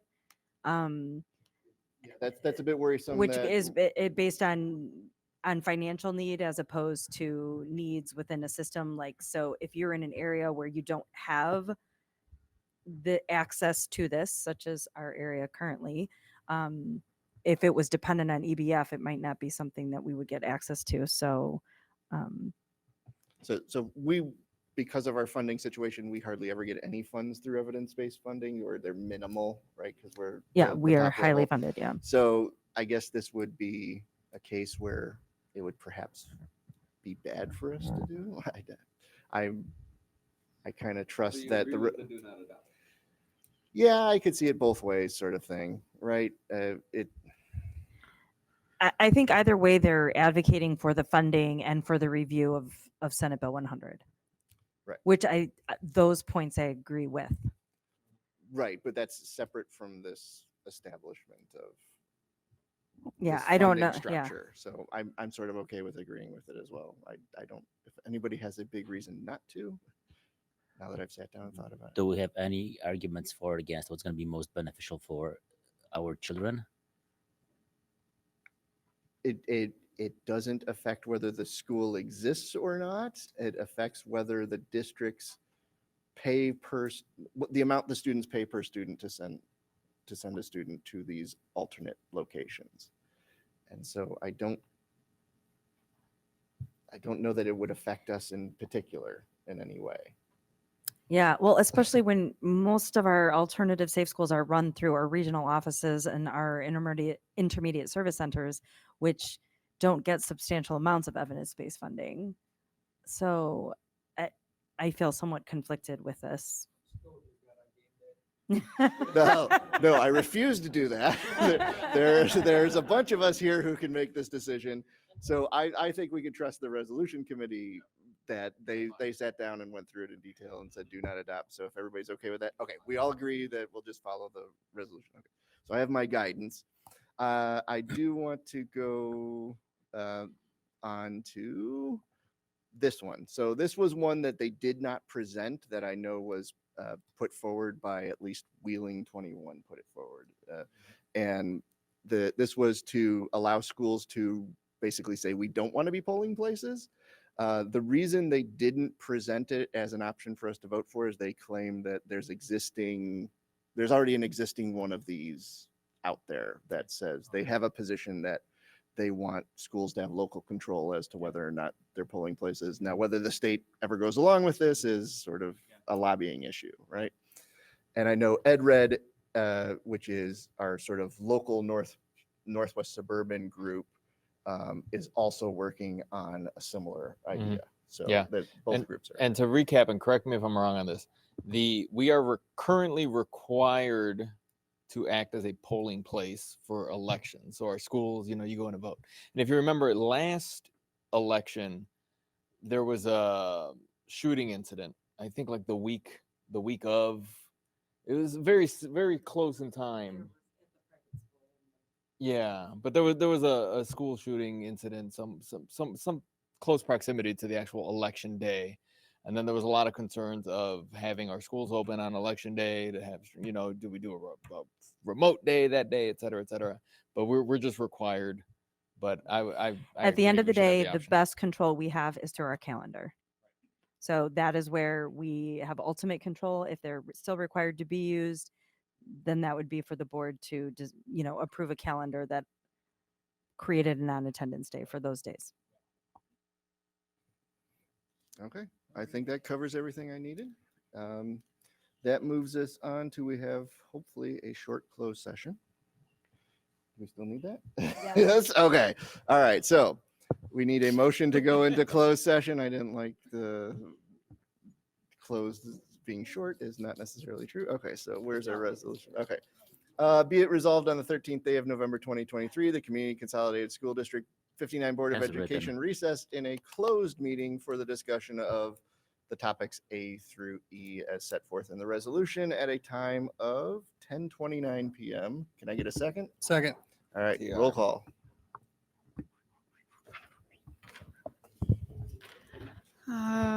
Chesney, Aye. Zach. Aye. Espino, aye. Johnson. Aye. Mancia. Aye. Sager. Aye. Schumacher absent. Okay, motion passes.